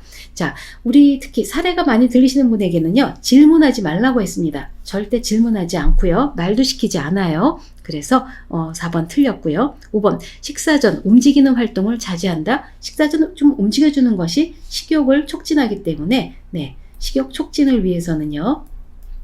약간 움직임을 갖는 것이 좋습니다. 다음 볼게요. 44번 누워있는 오른쪽 편마비 대상자의 식사를 돕는 방법으로 옳은 것은 1번 오른쪽을 밑으로 하여 옆으로 눕힌다. 2번 왼쪽 허리를 쿠션으로 지지해준다. 3번 반드시 누워 고개를 오른쪽으로 돌려준다. 4번 왼쪽 입안에 음식 찌꺼기를 확인한다. 5번 숟가락 끝부분을 왼쪽 입술 쪽으로 대고 음식을 넣어준다. 네, 정답은요. 네, 5번이 되겠는데요. 자, 문제 키워드는요. 오른쪽 편마비 대상자의 식사를 돕는 방법입니다. 자, 오른쪽 편마비면요. 건강한 쪽은 왼쪽이 되겠죠. 자, 1번 볼게요. 오른쪽을 밑으로 하여 옆으로 눕힌다. 네, 편마비 대상자는요. 건강한 쪽이 밑으로 가게 눕는 것이죠. 그래서 오른쪽이 아니고요. 왼쪽이 되겠습니다. 왼쪽이 밑으로 가게 옆으로 눕힙니다. 2번에 왼쪽 허리를 쿠션으로 지지해준다. 자, 쿠션으로 지지해주는 것은요, 마비된 쪽을 지지해줍니다. 그래서 마비된 쪽은요, 오른쪽이죠. 그래서 왼쪽이 아니고요, 오른쪽이 되겠습니다. 3번, 반드시 누워 고개를 오른쪽으로 돌려준다. 네, 반드시 눕지 않고요, 건강한 쪽이 아래로 가게 옆으로 눕히는데요. 그러면은 왼쪽이 밑으로 가게 옆으로 눕힙니다. 그랬을 때 고개를 오른쪽으로 돌리는 것이 아니고요. 네, 왼쪽이 되겠죠. 4번, 왼쪽 입안의 음식 찌꺼기를 확인한다. 네, 오른쪽 편마비이기 때문에 음식이 고이는 것은 왼쪽이 아닌, 건강한 쪽은 왼쪽이기 때문에 음식 찌꺼기는요, 오른쪽에 많이 남아있을 겁니다. 그래서 오른쪽 입안을 확인해 주는 것이 맞고요. 5번, 숟가락 끝부분을 왼쪽 입술 쪽에 대고 음식을 넣어준다. 맞습니다. 숟가락 끝부분을 왼쪽, 건강한 쪽에, 건강한 쪽 입술 끝에 대고 음식을 넣어주는 것, 5번이 답이 되겠습니다.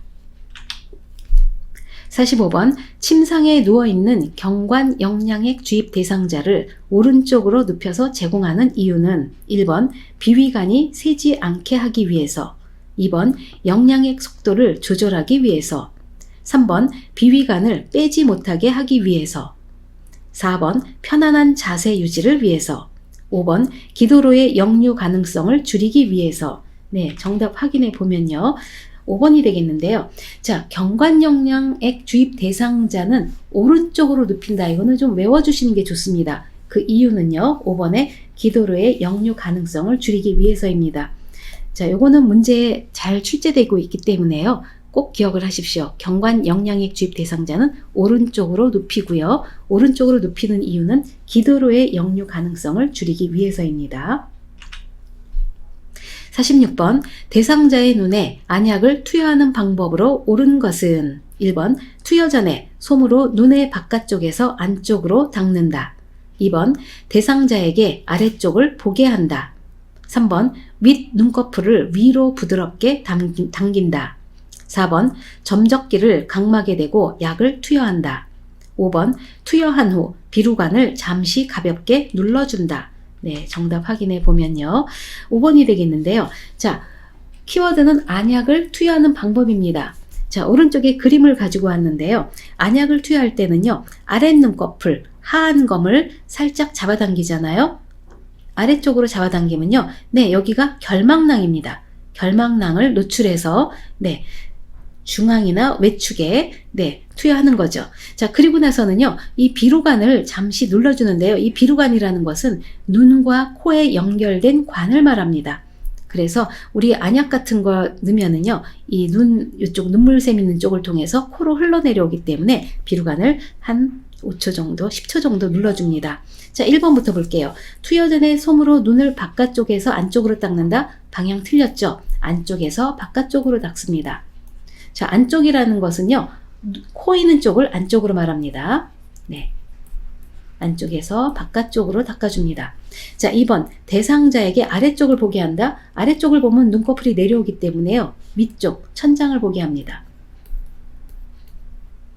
3번, 윗 눈꺼풀을 위로 부드럽게 잡아당긴다? 아닙니다. 윗 눈꺼풀이 아니고요, 아랫 눈꺼풀을 아래쪽으로 부드럽게 당깁니다. 아랫 눈꺼풀 여기 이렇게 아래쪽으로 잡아당기죠. 그래서 요 그림 참조하시면 되겠고요. 4번, 점적기를 각막에 대고 약을 투여한다? 각막에 대는 거 아닙니다. 각막에 대면 각막 다쳐요. 그래서 하안검을 노출해서 아랫 눈꺼풀에 1 내지 2cm 떨어진 위치에서 떨어뜨립니다. 5번, 투여한 후 비루관을 잠시 가볍게 눌러준다. 좋죠? 네, 비루관은요, 눈물샘 있는 쪽, 이 눈 쪽에서부터 코까지 연결된 관이 있기 때문에 안약이 코로 흘러내려갈 수 있어서 잠시 가볍게 눌러주는 것 좋습니다. 5번이 답이 되겠습니다. 다음 그림에서 대상자에게 안연고를 투여하는 위치와 방향이 옳은 것은, 바로 확인해 볼게요. 네, 안연고 투여하는 그림 제가 가지고 와봤는데요. 자, 역시 안연고도요, 그 왼쪽에 안쪽에서 바깥쪽으로 길쭉하게 짜주는 것이 맞습니다. 어디다 짜주나요? 네, 이 바로 아랫 눈꺼풀, 하안검, 결막낭을 노출해서 거기다가 짜주는 것이죠. 그래서 맞는 것은 여기 결막낭이 있는 곳, 이쪽에서부터 길쭉하게 짜주죠. 답은 4번 라번이 되겠습니다. 48번 양쪽 귀에 통증이 있는 대상자에게 귀약을 점적하는 방법으로 옳은 것은 1번 똑바로 누운 자세에서 투여한다. 2번 약을 냉장고에서 꺼내 바로 투여한다. 3번 귀를 후하방으로 잡아당긴 후 투여한다. 4번 귀약 투여 후 솜을 이관 내에 꼭 끼워 눌러준다. 5번 한쪽 귀에 약을 넣고 5분간 같은 자세로 있게 한다. 네, 정답은요 5번이 되겠는데요. 자, 여기서는요 귀약을 점적하는 방법입니다. 귀약이에요. 자, 1번부터 볼게요. 똑바로 누운 자세에서 투여한다. 똑바로 누운 자세에서 약 투여할 수 없습니다. 투여할 귀를 위쪽이 가도록 눕습니다. 2번 약을 냉장고에서 꺼내 바로 투여한다. 네, 약을 냉장고에 넣어 둘 수도 있는데요. 꺼내서 너무 차가운 거를 바로 투여하잖아요. 좋지 않습니다. 왜냐하면 귀 속은 이 뇌 쪽에 가깝고요. 그렇기 때문에 귀 안에는요 전정기관이라는 것이 있어요. 이 전정기관은 우리 몸의 평형을 유지하는 기관인데요. 자, 이 너무 차갑거나 너무 뜨거운 것이 귀 속에 들어가면요 우리 대상자는 어떤 걸 느끼냐면요 오심, 속이 미식미식하고요 구토, 그리고 어지럼증을 느낄 수가 있습니다. 그렇기 때문에 우리가 약을 바로 차가운 걸 투여하지 않고요. 손으로 잠깐 잡아서 네, 체온 정도가 가장 좋습니다. 그래서 체온 정도의 온도로 만들어서요. 귀에 투여를 하고요. 3번 귀를 후하방으로 잡아당긴 후 투여한다. 귀를 후하방으로 잡아당기는 것이 아니고요. 후상방이 맞습니다. 그런데 왜 후상방이 되느냐? 우리 귀는요. 이관이 안쪽으로 들어갈수록 약간 휘어져 있습니다. 그렇기 때문에 귀를 후상방으로 잡아당겼을 때 곧게 펴주기 때문에 약 투여가 쉽습니다. 4번 귀약 투여 후 솜을 이관 내에 꼭 끼워 눌러준다. 이관이 아니고요. 귀 입구입니다. 귀 입구에 살짝 끼워두는데 하루 종일 끼워두는 게 아니고요. 한 15분에서 20분 정도 후에 제거해 줍니다. 5번 한쪽 귀에 약을 넣고 5분간 같은 자세로 있게 한다. 네, 아주 좋습니다. 한쪽 귀에 약을 넣고요. 5분간 있어야지 약 넣고서 바로 일어서거나 바로 돌아 눕잖아요. 약이 도로 흘러나옵니다. 그렇기 때문에 5분간 누워서 같은 자세로 있고 나머지 한쪽 귀에 다시 약을 투여하면 되겠습니다. 49번 정맥주사 바늘이 제거된 후에 알코올 솜으로 절대 비비지 않는 이유는 1번 주사 부위가 감염될 수 있기 때문에 2번 주사 부위에 피멍이 들 수 있기 때문에 3번 주사 부위에 통증이 생길 수 있기 때문에 4번 알코올이 혈관 내로 흡수될 수 있기 때문에 5번 수액이 심장 쪽으로 빨리 들어갈 수 있기 때문에 네, 정답은요. 네, 2번이 되겠는데요. 자, 정맥주사는요. 주사바늘을 빼고 나서는요. 절대 비비지 않습니다. 왜냐면은 혈관이 그 주사바늘에 의해서 구멍이 나 있는데 거기를 자꾸 비벼주잖아요. 혈관이 터집니다. 그렇기 때문에 자 2번에 자 정맥주사를 맞고 나서는요. 주사 부위에 피멍이 들 수 있기 때문에 절대 비비지 않고요. 1 내지 2분간 지그시 눌러주는 것이 가장 좋습니다. 지그시 눌러준다. 다음 보겠습니다. 50번 시설에서 대상자가 다음과 같은 행동을 보일 때 대처 방법은 옷을 벗으려고 한다. 서성이면서 안절부절 못한다. 바지의 뒷부분을 움켜잡고 있다. 1번 조용한 장소에서 쉬게 한다. 2번 옷을 갈아입히고 시원하게 해준다. 3번 대상자를 밖으로 데려가 산책한다. 4번 따뜻한 음료를 제공하여 안정시킨다. 5번 배변 상태를 확인하고 화장실로 데리고 간다. 네, 정답 보면 5번이 되겠는데요. 자, 시설인데요. 자, 옷을 벗으려고 한다. 서성이면서 안절부절 못한다. 바지의 뒷부분을 움켜쥐고 있다. 네, 치매 대상자분이 이런 어떤 배설을 욕구가 있을 때 이런 행동을 보이기 쉽습니다. 대개 치매 대상자분들은요, 어떤 신체적인 욕구 호소 못 하십니다. 그렇기 때문에 특히 배설 욕구가 있는지를 우리가 신체적인 욕구 중에서도 배설 욕구를 잘 확인을 해주는 게 좋은데요. 이럴 때는요, 대개 배변 상태를 확인하고 화장실로 모시고 간다가 중요한 답이 됩니다. 이와 비슷한 문제도 계속 출제되고 있으니까요. 이 내용 잘 기억해서 알아주십시오. 옷을 벗으려고 한다. 서성이면서 안절부절 못한다. 바지의 뒷부분을 움켜잡고 있다 또는 얼굴 표정이 일그러진다도 해당이 되겠습니다. 다음 볼게요. 51번 간이변기를 사용하여 침상에서 배설하는 대상자를 돕는 방법은 1번 조용한 환경에서 배설할 수 있게 한다. 2번 대상자의 둔부 아래에 방수포를 깐다. 3번 배변이 끝나면 침대 머리를 높여준다. 4번 변기를 침대 난간과 30에서 45도가 되게 붙인다. 5번 대상자가 협조할 수 있으면 옆으로 돌려 눕혀 변기를 데워준다. 네, 정답 확인해 보면요. 2번이 되겠는데요. 자, 문제 키워드는 간이변기입니다. 간이변기는 한마디로 다른 말로 하면 침상 배설이 되겠죠. 침상 배설입니다. 자, 1번부터 볼게요. 조용한 환경에서 배설할 수 있게 한다. 네, 우리 교재에서 공부하실 때요. 식사할 때, 다른 거 이동할 때, 어떨 때 모든 걸 다 쳐서요. 대부분 조용한 환경을 조성합니다. 하지만 유일하게 조용한 환경을 하지 않는 때가 배설할 때예요. 그래서 조용한 환경이 아니라 첫 번째는요. 간이변기 안에 휴지를 깔아줍니다. 소리가 나서 어떤 수치심을 느끼지 않게 해주는 거죠. 두 번째는요. 음악을 켜거나 세 번째는요. TV를 켜줍니다. 그래서 절대로 조용한 환경에서 배설할 수 있게 해주지 않고요. 이번에 대상자의 둔부 아래 방수포를 깐다. 딱 좋죠? 네. 방수포는 둔부 아래 깝니다. 2번 답이고요. 3번 배변이 끝나면 침대 머리를 높여준다? 아닙니다. 배변이 끝나면 높여있던 침대 머리를 낮춰주는 게 맞습니다. 다음 4번 변기를 침대 난간과 30에서 45도가 되게 붙인다. 자, 이 얘기는 뭐에 대한 이야기죠? 이동변기에 관한 이야기입니다. 자, 우리는 지금 어때요? 간이변기에 대한 문제를 풀고 있죠? 그래서 틀렸습니다.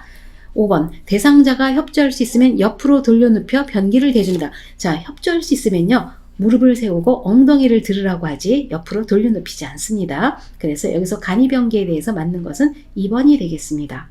52번 왼쪽 편마비 대상자를 침대에서 이동변기로 옮길 때 이동변기의 위치로 옳은 것은 네, 바로 정답 확인해 보겠습니다. 네, 3번이 되겠는데요.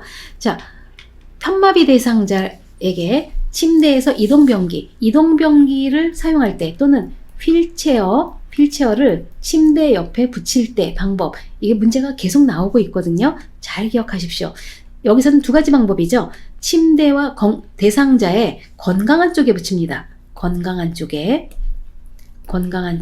그리고 나란히 붙이거나 또는 비스듬히 몇 도 각도요? 30에서 45도 정도 네, 비스듬히 붙입니다. 자, 그래서 왼쪽 편마비라고 했으니까 건강한 쪽은 오른쪽이죠. 자, 그림에서도 보면요. 이게 팔을 접고 있는 것은 마비치기란 뜻이고요. 팔을 내리고 있으면 건강한 쪽이라는 표시입니다. 그래서 건강한 쪽에 지금 휠체어가 와 있고요. 3번은 그 다음에 비스듬히 30에서 45도 각도로 네, 아주 잘 놓여 있죠. 그래서 답은 3번이 되겠습니다. 53번 기저귀를 사용하는 대상자를 돕는 방법으로 옳은 것은 1번 하루에 3번 규칙적으로 기저귀를 갈아준다. 2번 주변 피부의 변화와 상처를 확인한다. 3번 바지를 내린 후 면 덮개를 덮고 기저귀를 교환한다. 4번 냄새가 나지 않도록 기저귀를 단단히 조여 채운다. 5번 기저귀를 교체하는 동안 문을 열어 환기시킨다. 네, 정답 보면요. 2번이 되겠는데요. 자, 기저귀 교환에 관한 문제입니다. 1번에 하루에 3번 규칙적으로 기저귀를 갈아준다. 하루 3번, 하루 4번, 하루 2번 이런 거 정해져 있지 않습니다. 젖었으면 즉시 갈아주는 것이 원칙입니다. 자, 2번에 주변 피부의 변화와 상처를 확인한다. 아주 좋죠? 네, 무엇을 예방하는 거죠? 맞습니다. 욕창을 예방하기 위해서 네, 그 피부 상태를 잘 살펴봐야 됩니다. 3번 바지를 내린 후 면덮개를 덮고 기저귀를 교환한다. 순서가 잘못됐습니다. 면덮개를 먼저 덮어준 다음에 두 번째로 바지를 내립니다. 순서 잘못됐고요. 서로 바꿔줘야 돼요. 4번 냄새가 나지 않도록 기저귀를 단단히 조여 채운다. 네, 아무리 단단히 조여도요. 냄새는 계속 납니다. 그렇기 때문에 너무 단단히 조이면요. 오히려 혈액순환 안 되고요. 불편할 수가 있으니까 이렇게 하지 않습니다. 5번 기저귀를 교체하는 동안 문을 열어 환기시킨다. 자, 기저귀를 교체하는 동안은 문 열지 않습니다. 문은 언제 열어요? 다 끝난 뒤에 창문을 열어 환기해 줍니다. 그래서 맞는 것은 2번이 되겠습니다. 유치도뇨관을 삽입한 대상자의 소변주머니 관리 방법으로 옳은 것은 1번 소변주머니를 매일 새 것으로 교체한다. 2번 소변량과 색깔을 두세 시간마다 확인한다. 3번 소변주머니에서 냄새가 나면 소변주머니를 세척한다. 4번 소변주머니를 비운 후 배출구를 비눗물로 세척한다. 5번 도뇨관과 소변주머니의 연결 부위를 분리하여 소변을 버린다. 네, 정답 확인해 보면요. 2번이 되겠는데요. 자, 유치도뇨관에 관한 문제는 꼭 한 문제가 나옵니다. 그래서 소변주머니 관리 방법은 잘 알아두셔야 되는데요. 자, 1번에 소변주머니를 매일 새 것으로 교체한다. 소변주머니는요, 일회용이 아닙니다. 그래서 어느 정도 한 일주일 정도 쓰고 나서요. 이게 너무 안 좋다 할 경우에는 교체를 하는데 새 것으로 교체합니다. 2번 소변량과 색깔을 두세 시간마다 확인한다. 맞습니다. 소변량과 색깔을 두세 시간마다 봅니다. 소변량은요, 잘 배출되는지, 그리고 색깔은요, 이 어떤 소변에 문제가 있는지 또는 건강에 문제가 있는지 확인할 수 있는 중요한 지표가 되기 때문에 두세 시간마다 확인합니다. 3번에 소변주머니에서 냄새가 나면 소변주머니를 세척한다? 아닙니다. 냄새가 나면요, 보고한다가 맞습니다. 4번 소변주머니를 비운 후 배출구를 비눗물로 세척한다? 네, 비눗물로 하지 않고요. 알코올 솜으로 닦아줍니다. 5번 도뇨관과 소변주머니의 연결 부위를 분리하여 소변을 버린다? 아니죠. 이거 분리해서 이렇게 버리지 않고요. 배출구를 사용해서 소변을 비우는 것이죠. 네, 다음 문제 보겠습니다. 대상자의 칫솔질을 돕는 방법으로 옳은 것은 1번 머리를 뒤로 젖히게 하고 칫솔질을 한다. 2번 치약을 묻힌 칫솔을 90도 각도로 치아에 대고 닦는다. 3번 치아에서 잇몸 방향으로 회전하면서 칫솔질을 한다. 4번 혈액 응고 장애가 있으면 치실을 사용하지 않는다. 5번 칫솔모가 단단한 칫솔을 사용하여 옆으로 강하게 문지른다. 네, 정답 확인해 보면요. 4번이 되겠는데요. 자, 키워드는 칫솔질을 돕는 방법입니다. 1번에 머리를 뒤로 젖히게 하고 칫솔질을 한다. 자, 머리를 뒤로 젖히면 고개를 든다는 것인데요. 기도가 열리기 때문에 기도로 물이 넘어갈 수 있어 위험합니다. 그래서 고개를 뒤로 젖히지 않습니다. 2번, 치약을 묻힌 칫솔을 90도 각도로 치아에 대고 닦는다. 90도 각도 아니죠? 45도입니다. 그 다음 3번, 치아에서 잇몸 방향으로 회전하면서 칫솔질을 한다.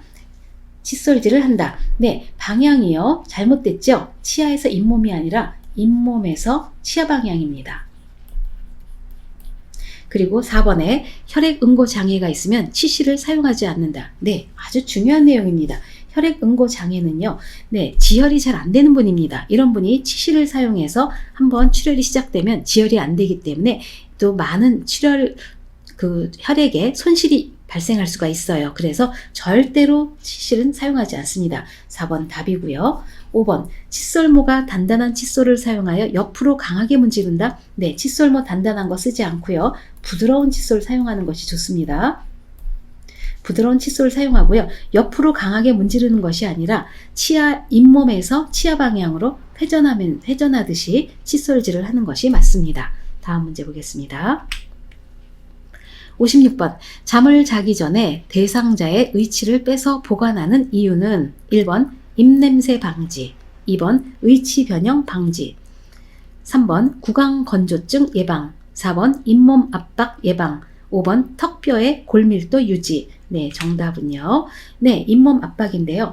자, 잠을 잘 때 의치는 하루에 6시간에서 7시간 정도는 빼둬야 됩니다. 왜냐하면요, 4번에 잇몸 압박을 예방하기 위해서입니다. 요거는 외우십시오. 다음 보겠습니다.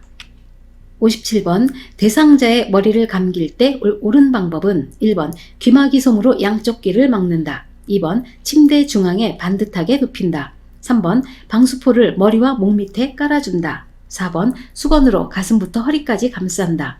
5번 물기가 있는 상태에서 빗질하여 정돈한다. 네, 정답 확인해 보면요. 1번이 되겠는데요. 자, 침상에서 머리 감길 때 방법입니다. 1번, 귀마개 솜으로 양쪽 귀를 막는다. 네, 맞습니다. 정답입니다. 2번에 침대 중앙에 반듯하게 눕힌다. 중앙에 반듯하게 눕지 않고요. 머리가 모서리에 오도록 합니다. 어디 모서리요? 침대 모서리요. 침대 모서리에 오도록 하고요. 3번에 방수포를 머리와 목 밑에 깔아준다. 아닙니다. 방수포는 어깨 밑까지 깔아줍니다. 어깨 밑까지.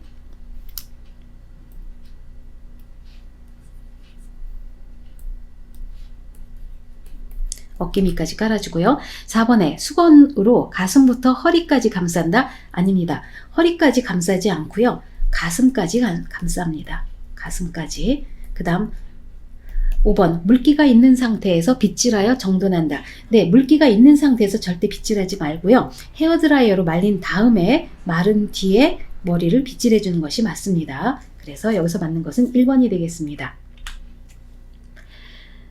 대상자의 손발을 청결하게 하는 방법으로 옳은 것은 1번, 손톱은 일자로, 발톱은 둥글게 자른다. 2번, 발가락 사이를 알코올로 세심히 닦는다. 3번, 오일이나 로션을 주기적으로 발라준다. 4번, 살 안쪽으로 심하게 파고든 발톱은 잘라낸다. 5번, 두꺼워진 발톱은 식초물에 오래 담갔다가 자른다. 네, 정답 확인해 보면요. 3번이 되겠는데요. 자, 손발 청결하는 법, 이게 키워드입니다. 1번에 손톱은 일자로, 발톱은 둥글게, 서로 바뀌었죠? 네, 손톱은 둥글게, 발톱은 일자로 닦습니다. 2번에 발가락 사이를 알코올로 세심히 닦는다. 알코올 쓰지 않습니다. 발가락 사이에. 3번에 오일이나 로션을 주기적으로 발라준다. 네, 아주 좋죠? 왜냐하면 건조증을 예방하기 위해서입니다. 3번 답입니다. 4번, 살 안쪽으로 심하게 파고든 발톱은 잘라내는 것이 아니고요. 보고하는 것이 맞습니다. 보고하고요. 5번, 두꺼워진 발톱은 식초물에 오래 담갔다가 자른다. 예, 식초물이 아니고요. 그냥 물에 담갔다가 자르는 것이 가장 좋습니다. 그리고 네, 다음 문제 보겠습니다. 대상자를 침상에서 목욕시키는 방법으로 옳은 것은 1번, 어깨에서 손목 쪽으로 닦는다. 2번, 양쪽 하지는 허벅지에서 발 쪽으로 닦는다. 3번, 복부는 배꼽을 중심으로 시계 반대 방향으로 닦는다. 4번, 옆으로 돌려 눕혀 둔부에서 목 뒤쪽으로 닦는다. 5번, 여성의 회음부는 앞쪽에서 뒤쪽으로 닦는다. 네, 정답 확인해 보면요. 5번이 되겠는데요. 자, 침상 목욕이 키워드입니다. 침상에서 목욕시킬 때는요. 자, 닦는 방향이요. 말초에서 중심 방향입니다. 중심 방향이에요. 네. 자, 확인해 보겠습니다. 1번, 어깨에서 손목 쪽으로 닦는다? 아니죠? 손목에서 어깨 쪽이에요. 손에서 어깨 쪽으로. 2번에 양쪽 하지는 허벅지에서 발 쪽으로 닦는다? 틀렸죠? 발에서 허벅지로, 발 쪽에서 네, 허벅지로 올라옵니다. 3번, 복부는 배꼽을 중심으로 시계 반대 방향으로 닦는다? 아니죠. 시계 방향이 맞습니다. 왜냐하면 장의 운동 방향이기 때문에 시계 방향이 맞습니다. 그 다음 4번, 옆으로 돌려 눕혀 둔부에서 목 뒤쪽으로 닦는다. 네, 옆으로 돌려 눕힌 다음에요. 목에서 둔부로 내려옵니다.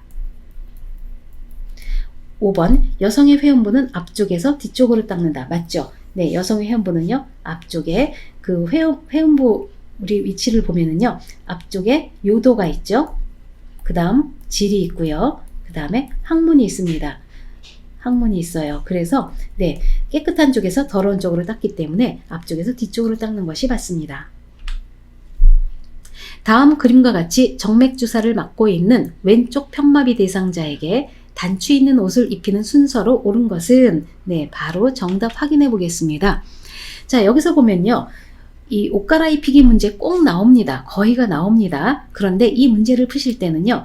임마 건벗을 생각하시고요. 임마 건벗. 자, 입을 때는 마비 쪽부터, 벗을 때는 건강한 쪽부터입니다. 그러면 요것을 써놓으시고요. 그 다음에 우리가 꼭 문제에서 알아둘 것은 두 가지밖에 없습니다. 어느 쪽 편마비인가? 왼쪽 편마비입니다.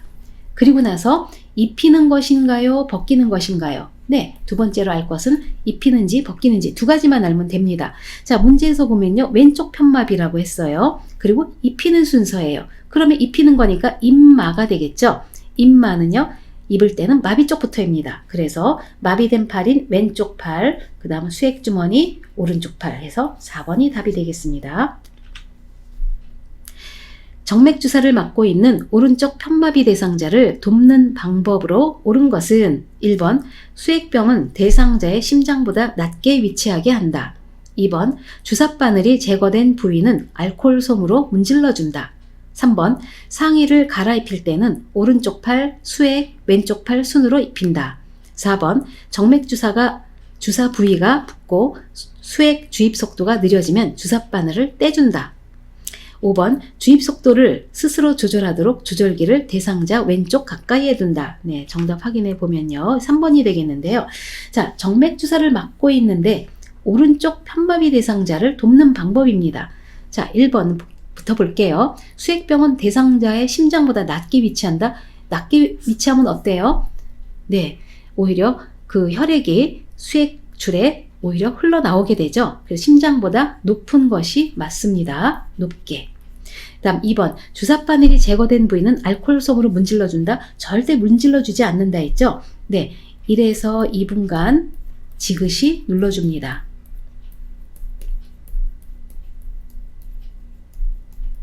3번 상의를 갈아입힐 때는 오른쪽 팔 수액, 왼쪽 팔 순으로 입힌다. 네, 한번 보겠습니다. 임마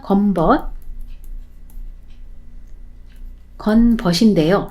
자, 여기서는 입히기라고 했어요. 그래서 입마죠. 그래서 마비된 팔, 오른쪽 팔 먼저 하고요. 그 다음에 수액이 두 번째로 지나가고요. 왼쪽 팔 입힌다. 맞습니다. 3번 답이고요. 4번 정맥주사 부위가 붓고 수액 주입 속도가 느려지면 주사바늘을 떼주는 것이 아니고 빨리 그 속도 조절기를 잠그고 간호사에게 보고해 줘야 됩니다.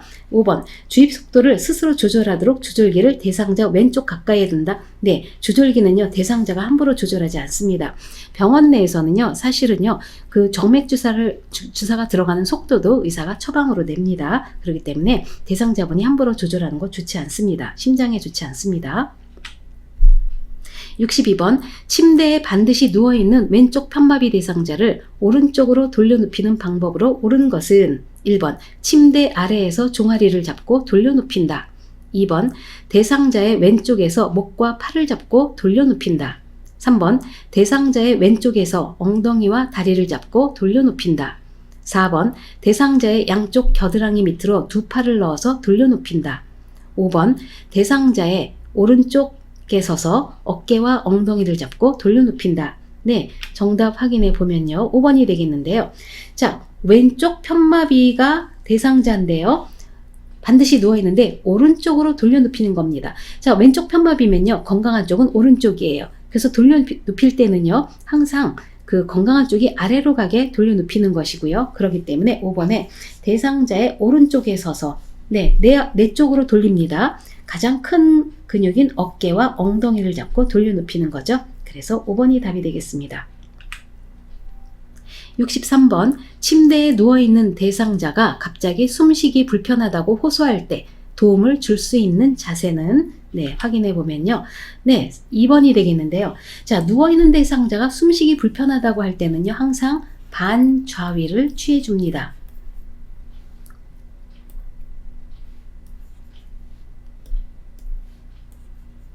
반좌위예요. 네, 그래서 이 반좌위는요 45도에서 60도 정도 올린 자세를 말합니다. 그래서 여기서는 2번이 맞습니다. 64번 대상자를 휠체어에 태우고 울퉁불퉁한 길을 이동하는 방법은 네, 정답 확인해 볼게요. 네, 2번이 되겠는데요. 자, 울퉁불퉁한 길을 갈 때는 어떻게 갑니까? 앞바퀴를 들고 갑니다. 들고 갑니다. 자, 앞바퀴를 들고 가는 경우에는 울퉁불퉁한 길, 자, 문턱 오를 때도 해당이 됩니다. 문턱 오를 때, 그리고 문턱 내려갈 때, 그리고 이 문제에서 나온 울퉁불퉁한 길 갈 때. 네, 그래서 여기서 맞는 것은 2번 앞바퀴를 들고 가는 것이죠. 네, 앞바퀴 들고 간 그림 2번밖에 없습니다. 자, 3번은요. 이 뒤로 갔기 때문에 이거는 뒤로 가는 것도 떠나서요. 앞바퀴를 들었는데 지그재그로 간다고 표시를 했어요. 그래서 3번은 답이 될 수가 없습니다. 네, 나머지는 보지 않을게요. 넘겨보겠습니다. 65번 그림과 같이 왼쪽 편마비 대상자가 지팡이를 짚고 보행할 때 올바른 순서는, 자, 정답 바로 확인해 볼게요. 네, 맞는 것은 1번인데요. 자, 지금 대상자분이 오르막을 가는 것도 아니고 내리막을 가는 것도 아닙니다. 평지를 걷고 있습니다. 자, 오르막을 갈 때는요, 오지, 건마가 되겠죠. 자, 반대로요, 내리막일 때는요, 내지, 마, 건이 됩니다. 그런데 이 내리막은요, 평지 갈 때도 마찬가지로 같습니다. 그래서 자, 평지 갈 때도 내지 마건이에요. 지팡이 먼저 나가고요. 마비된 다리, 왼쪽 다리 먼저 나가고요. 그 다음에 건강한 다리 나갑니다. 그래서 1번이 맞습니다. 66번 간이 변기를 사용하여 침상 배설을 돕는 방법은 1번 변기를 차갑게 해서 변이를 자극한다. 2번 대상자 스스로 변기에 앉게 한다. 3번 조명을 어둡게 하고 하의는 벗겨둔다. 4번 열탕 소독을 할 수 있는 변기를 사용한다. 5번 대변에 피가 섞여 있으면 즉시 버리고 기록한다. 네, 정답 확인해 보면요, 4번이 되겠는데요. 자, 역시 간이 변기를 사용해서 침상 배설이 키워드가 됩니다. 1번에 변기를 차갑게 해서 변이를 자극하지 않죠. 차갑게 하는 것이 아니고요. 따뜻한 물수건으로 닦아주든가 따뜻한 물로 한번 데워줍니다. 그래야 변이를 자극할 수가 있어요. 그래서 따뜻하게 합니다. 2번 대상자 스스로 변기에 앉게 한다. 자, 침상에 누워서 배설을 하는 건데 변기에 앉는 것이 아니죠. 그래서 이거는 해당되지가 않습니다. 3번 조명을 어둡게 하고 하의는 벗겨둔다. 안 됩니다. 조명 어둡게 하는 것도 아니고요. 하의 벗겨두는 게 아니고요. 이 침상 변기를 대주고 나면요, 무릎 덮개를 덮어줍니다. 무릎 덮개를 덮어주고요. 4번 열탕 소독을 할 수 있는 변기를 사용한다. 맞습니다. 변기의 조건이에요. 변기가 열탕 소독할 수 있도록 열에 강한 제품을 사용하는 것이 맞습니다. 4번 답이고요. 5번 대변에 피가 섞여 나오면 즉시 버리고 기록한다. 대변에 피가 섞여 나오면요, 버리지 않고요, 보고한다가 맞습니다. 다음 보겠습니다. 67번 삼킴장애를 가진 대상자의 식사를 돕는 방법으로 옳은 것은 1번 밥을 국이나 물에 말아 먹인다. 2번 사과를 숟가락으로 긁어 먹인다. 3번 계란은 반숙보다 완숙으로 한다. 4번 채소는 신맛이 강한 소스를 뿌려 먹인다. 5번 떠먹이는 것보다 마시는 형태의 유제품을 먹인다. 네, 정답 확인해 보면요, 2번이 되겠는데요. 자, 삼킴장애입니다. 키워드가요. 다른 말로 하면 연하곤란이 되겠죠. 네. 자, 연하곤란을 가진 대상자 돕는 방법입니다. 식사를 어떻게 돕는지. 1번에 밥을 국이나 물에 말아 먹인다. 연하곤란 있는 분이 절대로 이걸 하지 말라고 합니다. 밥을 국이나 물에 말아 먹이면요, 목으로 액체만 먼저 넘어가고 입에 건더기는 입에 남아있는데요. 액체가 넘어가면서 사례를 일으키기 때문에 좋지 않습니다. 2번 사과를 숟가락으로 긁어 먹인다. 아주 좋죠? 네, 단단한 과일은 부드럽게 갈아서 주는 것, 긁어 먹이는 게 가장 좋고요. 3번에 계란은 반숙보다 완숙으로 한다. 완숙보다는요, 반숙이 더 낫고요. 4번 채소는 신맛이 강한 소스를 뿌려 먹인다. 네, 대상자, 삼킴장애를 가진 대상자는요, 신맛이 나는 음식 절대 드리지 않습니다. 왜냐하면 침이 많이 나와서 입에 고여서요, 더 살에 일으킵니다. 그래서 절대 드리지 않습니다. 5번에 떠먹이는 것보다 마시는 형태의 유제품을 먹인다? 아니죠. 반대죠. 마시는 것보다는요, 떠먹이는 것을 드리는 게 더 안전합니다. 다음 볼게요. 대상자의 옷을 세탁하는 방법으로 옳은 것은 1번 땀이 밴 청바지는 락스에 담갔다가 세탁한다. 2번 립스틱 얼룩은 초벌 세탁 후 아세톤을 묻혀 지운다. 3번 냄새가 심한 세탁물은 붕산수에 담가 두었다가 말린다. 4번 세탁물은 비눗물을 여러 번 헹군 후 탈수한다. 5번 탈수 시간을 길게 하여 건조 시간을 줄인다. 네, 정답 확인해 보면요, 3번이 되겠는데요. 자, 1번부터 보실게요. 1번에 땀이 밴 청바지는 락스에 담갔다가 세탁한다. 락스에 담그지 않고요, 재빨리 세탁하는 게 가장 좋습니다. 그 다음 2번 립스틱 얼룩은 초벌 세탁 후 아세톤을 묻혀 지운다 그랬는데요. 자, 초벌 세탁하지 않고요. 가장 좋은 방법은요. 클렌징 폼으로 얼룩 부분을 살살 문질러 닦은 다음에 따뜻한 물로 헹구는 것이 좋고요. 3번 냄새가 심한 세탁물은 붕산수에 담가두었다가 말린다. 맞습니다. 그래서 이것은 3번은 정답이 되겠고요. 4번 세탁물은 비눗물을 여러 번 헹군 후 탈수한다 그랬는데요. 자, 이 시간과 물을 절약하기 위해서는요. 헹구기 전에 세탁물의 비눗기를 먼저 탈수해 주는 것이 좋습니다. 여러 번 헹구고 하지 않아요. 5번 탈수 시간을 길게 하여 건조 시간을 줄인다. 자, 탈수 시간이 길잖아요. 그러면 주름이나 의류의 그 손상의 원인이 되기 때문에 의류 소재나 의류에 따라서요. 탈수 시간을 선택하는 것이 좋습니다. 69번 그림과 같은 표시 방법에 따라 건조해야 하는 세탁물은 1번 수건, 2번 이불, 3번 스웨터, 4번 면 티셔츠, 5번 노란색 블라우스. 네, 정답 확인해 보면 5번이 되겠는데요. 자, 여기 그림 표시 보면요. 자, 해 표시가 있고, 네, 빗금이 있고요. 옷걸이가 써 있습니다. 이 경우에는요, 옷걸이에 걸어서 건조하라는 뜻이죠. 옷걸이에 걸어서 건조. 그 다음에, 요 빗금 표시가 있기 때문에 그늘이죠. 그늘에서 건조하라는 뜻입니다. 그런데, 이런 표시를 갖고 있는 사용하는 경우에는요, 합성 섬유 의류, 합성 섬유나 그 다음에 색상 무늬가 있는 의류입니다. 그래서 여기에 해당하는 것은 5번의 노란색 블라우스가 되겠습니다. 70번 재가 대상자의 안전하고 쾌적한 주거 환경을 조성하는 방법은 1번 다리 간격이 좁은 식탁을 사용한다. 2번 욕실에 작은 나무 발판을 설치한다. 3번 화장실 배수구에 락스를 뿌려놓는다. 4번 화장실 문에 둥근형 손잡이를 설치한다. 5번 현관에서 신발을 신고 벗기 편하게 의자를 놓아둔다. 네, 정답 확인해 보면요. 5번이 되겠는데요. 자, 안전하고 쾌적한 주거 환경 조성입니다. 1번부터 볼게요. 다리 간격이 좁은 식탁을 사용한다. 다리 간격이 좁은 식탁은요. 휠체어를 사용한 경우에 안전하지 않습니다. 식탁에 안전하게 다가갈 수 없기 때문에 사용하지 않고요. 2번에 욕실에 작은 나무 발판을 설치한다. 네, 걸려 넘어집니다. 나무 발판 설치하는 거 좋지 않고요. 3번에 화장실 배수구에 락스를 뿌려놓는다. 네, 이 화장실 배수구는요. 이 락스를 뿌리는 것이 아니고요. 배수구는 뚜껑을 솔로 씻고 물때를 씻어낸 다음에 소독제로 희석된 물을 부어줍니다. 4번 화장실 문에 둥근형 손잡이를 설치한다. 둥근형은요. 이 손에 잘 잡히지가 않기 때문에 막대형을 설치하는 것이 더 좋습니다. 막대형 손잡이.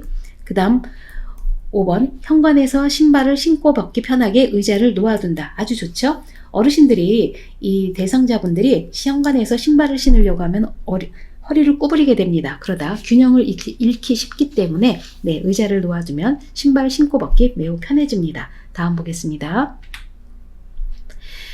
프로그램에 참여하고 있는 치매 대상자가 갑자기 일어나서 안절부절 못할 때 돕는 방법으로 옳은 것은 1번 조용한 곳에 혼자 있게 한다.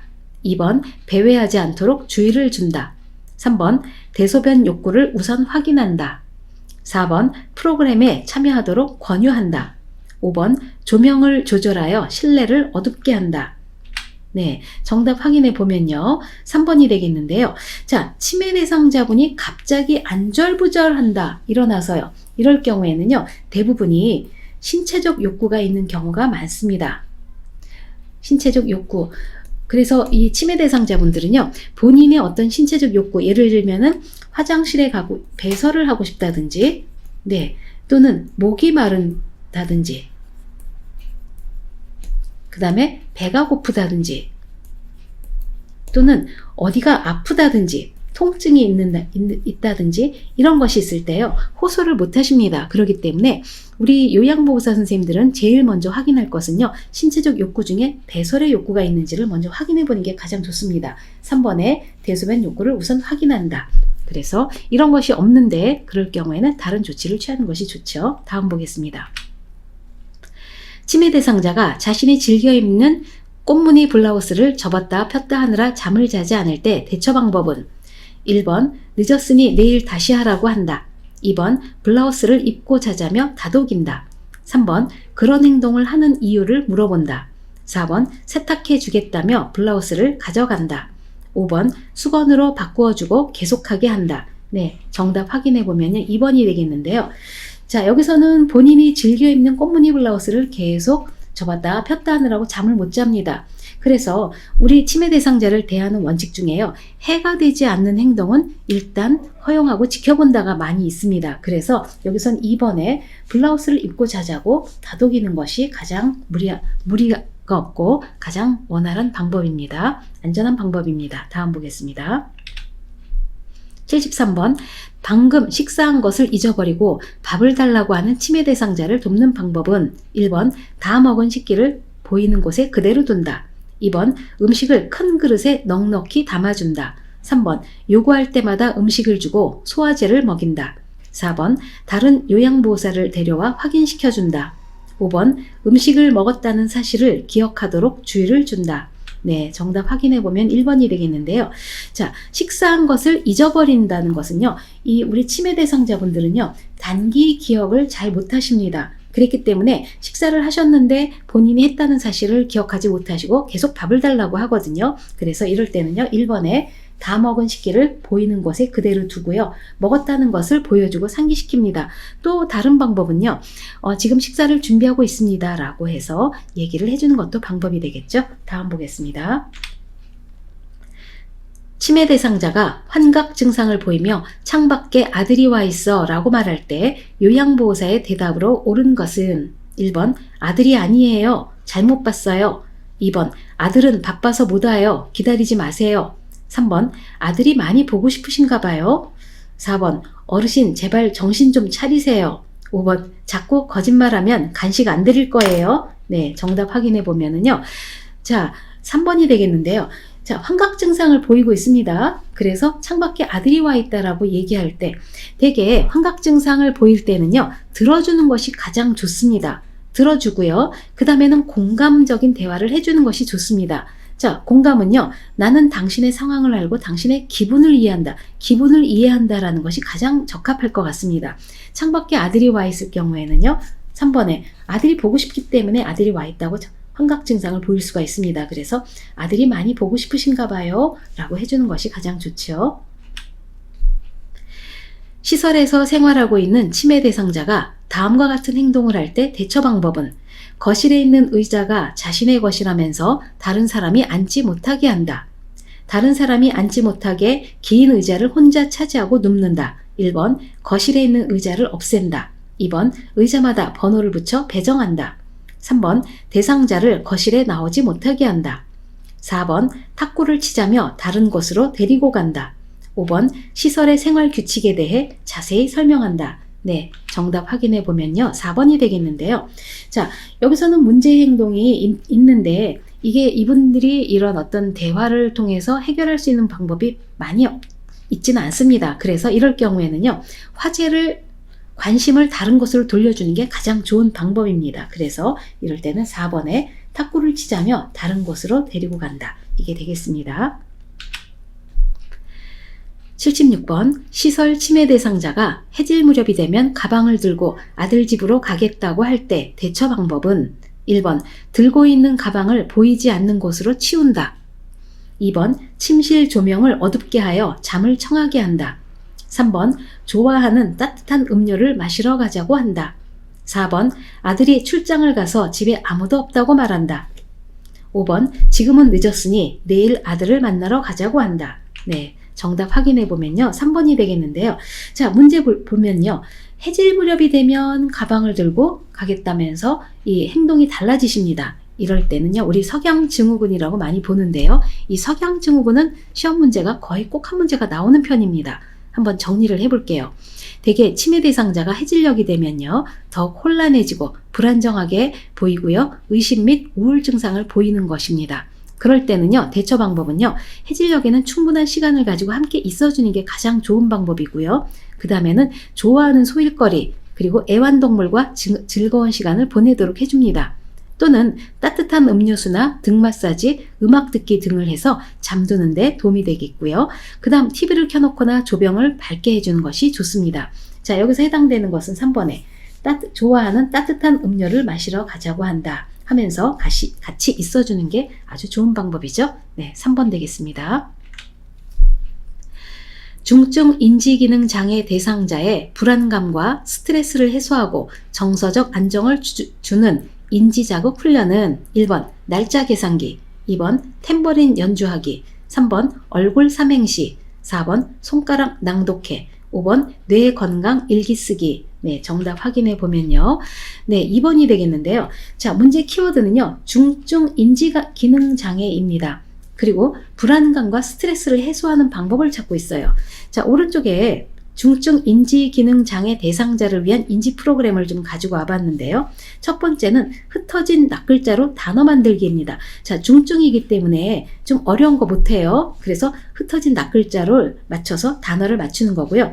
자, 두 번째는 악기 연주하기인데요. 자, 첫 번째 좋은 장점은요. 청각적 자극을 통해서 주의력이나 얼굴, 손등, 소근육 기능, 표현력, 기억력을 향상합니다. 두 번째로는요, 우울증이나 불안감과 스트레스 해소를 통해서 정서적인 안정을 도모합니다. 세 번째는요, 선 따라 그림 그리고 찍기, 선 따라 그린 다음에 찢어보는 거고요. 네 번째도 따라 그리기, 다섯 번째는 인사말 연결하기 등이 있는데요. 자, 여기에 해당되는 것은 2번에 탬버린 연주하기, 악기 연주하기가 해당이 되겠습니다. 그래서 악기 연주를 할 때는요, 불안감이나 스트레스를 해소하고 정서적 안정을 주는 인지자극 훈련이 되겠습니다. 대상자가 한꺼번에 많은 약물을 복용한 뒤 구토를 했을 때 대처 방법은 1번 구토를 억제하는 약물을 먹인다. 2번 옷을 느슨하게 하고 따뜻한 물을 먹인다. 3번 엎드려 고개를 옆으로 돌린 자세로 눕힌다. 4번 구토물을 즉시 치워 주위를 깨끗하게 한다. 5번 남은 약을 가지고 대상자와 병원에 간다. 네, 여기서 맞는 것은 5번이 되겠는데요. 한꺼번에 많은 약물을 복용하면요. 일단은 복용해서 구토를 했을 경우에 응급 상황이죠. 그랬을 경우에는 병원에 빨리 가셔야 되는데 그냥 가면 안 됩니다. 5번에 남은 약을 가지고 가서 대상자와 병원에 가야 이 남은 약이 어떤 영향을 주는지 그리고 이 약을 해독하는 방법을 찾을 수가 있습니다. 그래서 답은 5번이 되겠습니다. 79번 심폐소생술 시 가슴 압박을 실시하는 방법으로 옳은 것은 1번 가슴이 약 3cm 정도 눌리도록 압박한다. 2번 분당 100에서 120회 속도로 가슴을 압박한다. 3번 경동맥이 뛰는 것을 확인하며 압박한다. 4번 압박된 가슴이 눌린 상태로 유지되도록 압박한다.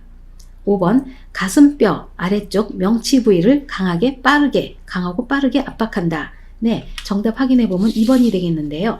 자, 1번부터 보겠습니다. 가슴이 3cm 정도로 눌리도록 압박한다. 3cm 아니죠? 5cm가 되겠습니다. 2번에 분당 100에서 120회 속도로 가슴을 압박한다. 맞습니다. 정답입니다. 2번 답이 되겠고요. 3번 경동맥이 뛰는 것을 확인하며 압박한다. 이 경동맥이 뛴다는 것은요, 심맥이 돌아왔다는 것인데 이걸 확인하면서 압박하는 방법 좋지 않습니다. 4번 압박된 가슴이 눌린 상태로 유지되도록 압박한다. 그렇지 않고요. 환자의 몸과 수직이 되도록 가슴을 압박하고요. 압박된 가슴은 완전히 이완되도록 하는 것입니다. 눌린 상태로 하는 것이 아니고 완전히 이완되도록 해주고요. 5번에 가슴뼈 아래쪽 명치 부위를 강하고 빠르게 압박한다. 자, 가슴뼈 아래쪽이긴 한데요. 명치 부위가 아니고요. 가슴뼈 아래쪽 절반 부위에 되겠습니다. 명치 아닙니다. 절반 부위를 깍지를 낀 두 손으로 손바닥 뒤꿈치를 대서 압박을 하는 것이죠. 네. 자, 다음 보겠습니다. 심정지 대상자에게 사용하는 자동 심장 충격기 사용 순서로 옳은 것은 자, 정답 확인 바로 해보겠습니다. 예, 여기서는 2번이 되겠는데요. 자, 제일 먼저 전원을 킵니다. 심장 충격기 가져와서요. 전원을 켜고요. 그 다음으로는 다번에 전극 패드를 부착합니다.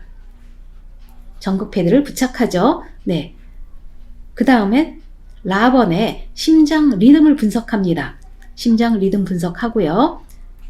그리고 나서 라번에 심장 충격을 시행합니다. 제세동을 시행합니다. 그리고 나서 마번에 즉시 가슴 압박을 다시 시행을 하죠. 그래서 답은 2번이 되겠습니다. 가다, 라나마. 네. 자, 지금까지, 네. 문제풀이 들으시느라 수고 많으셨습니다. 감사합니다. 이것으로 마치겠습니다.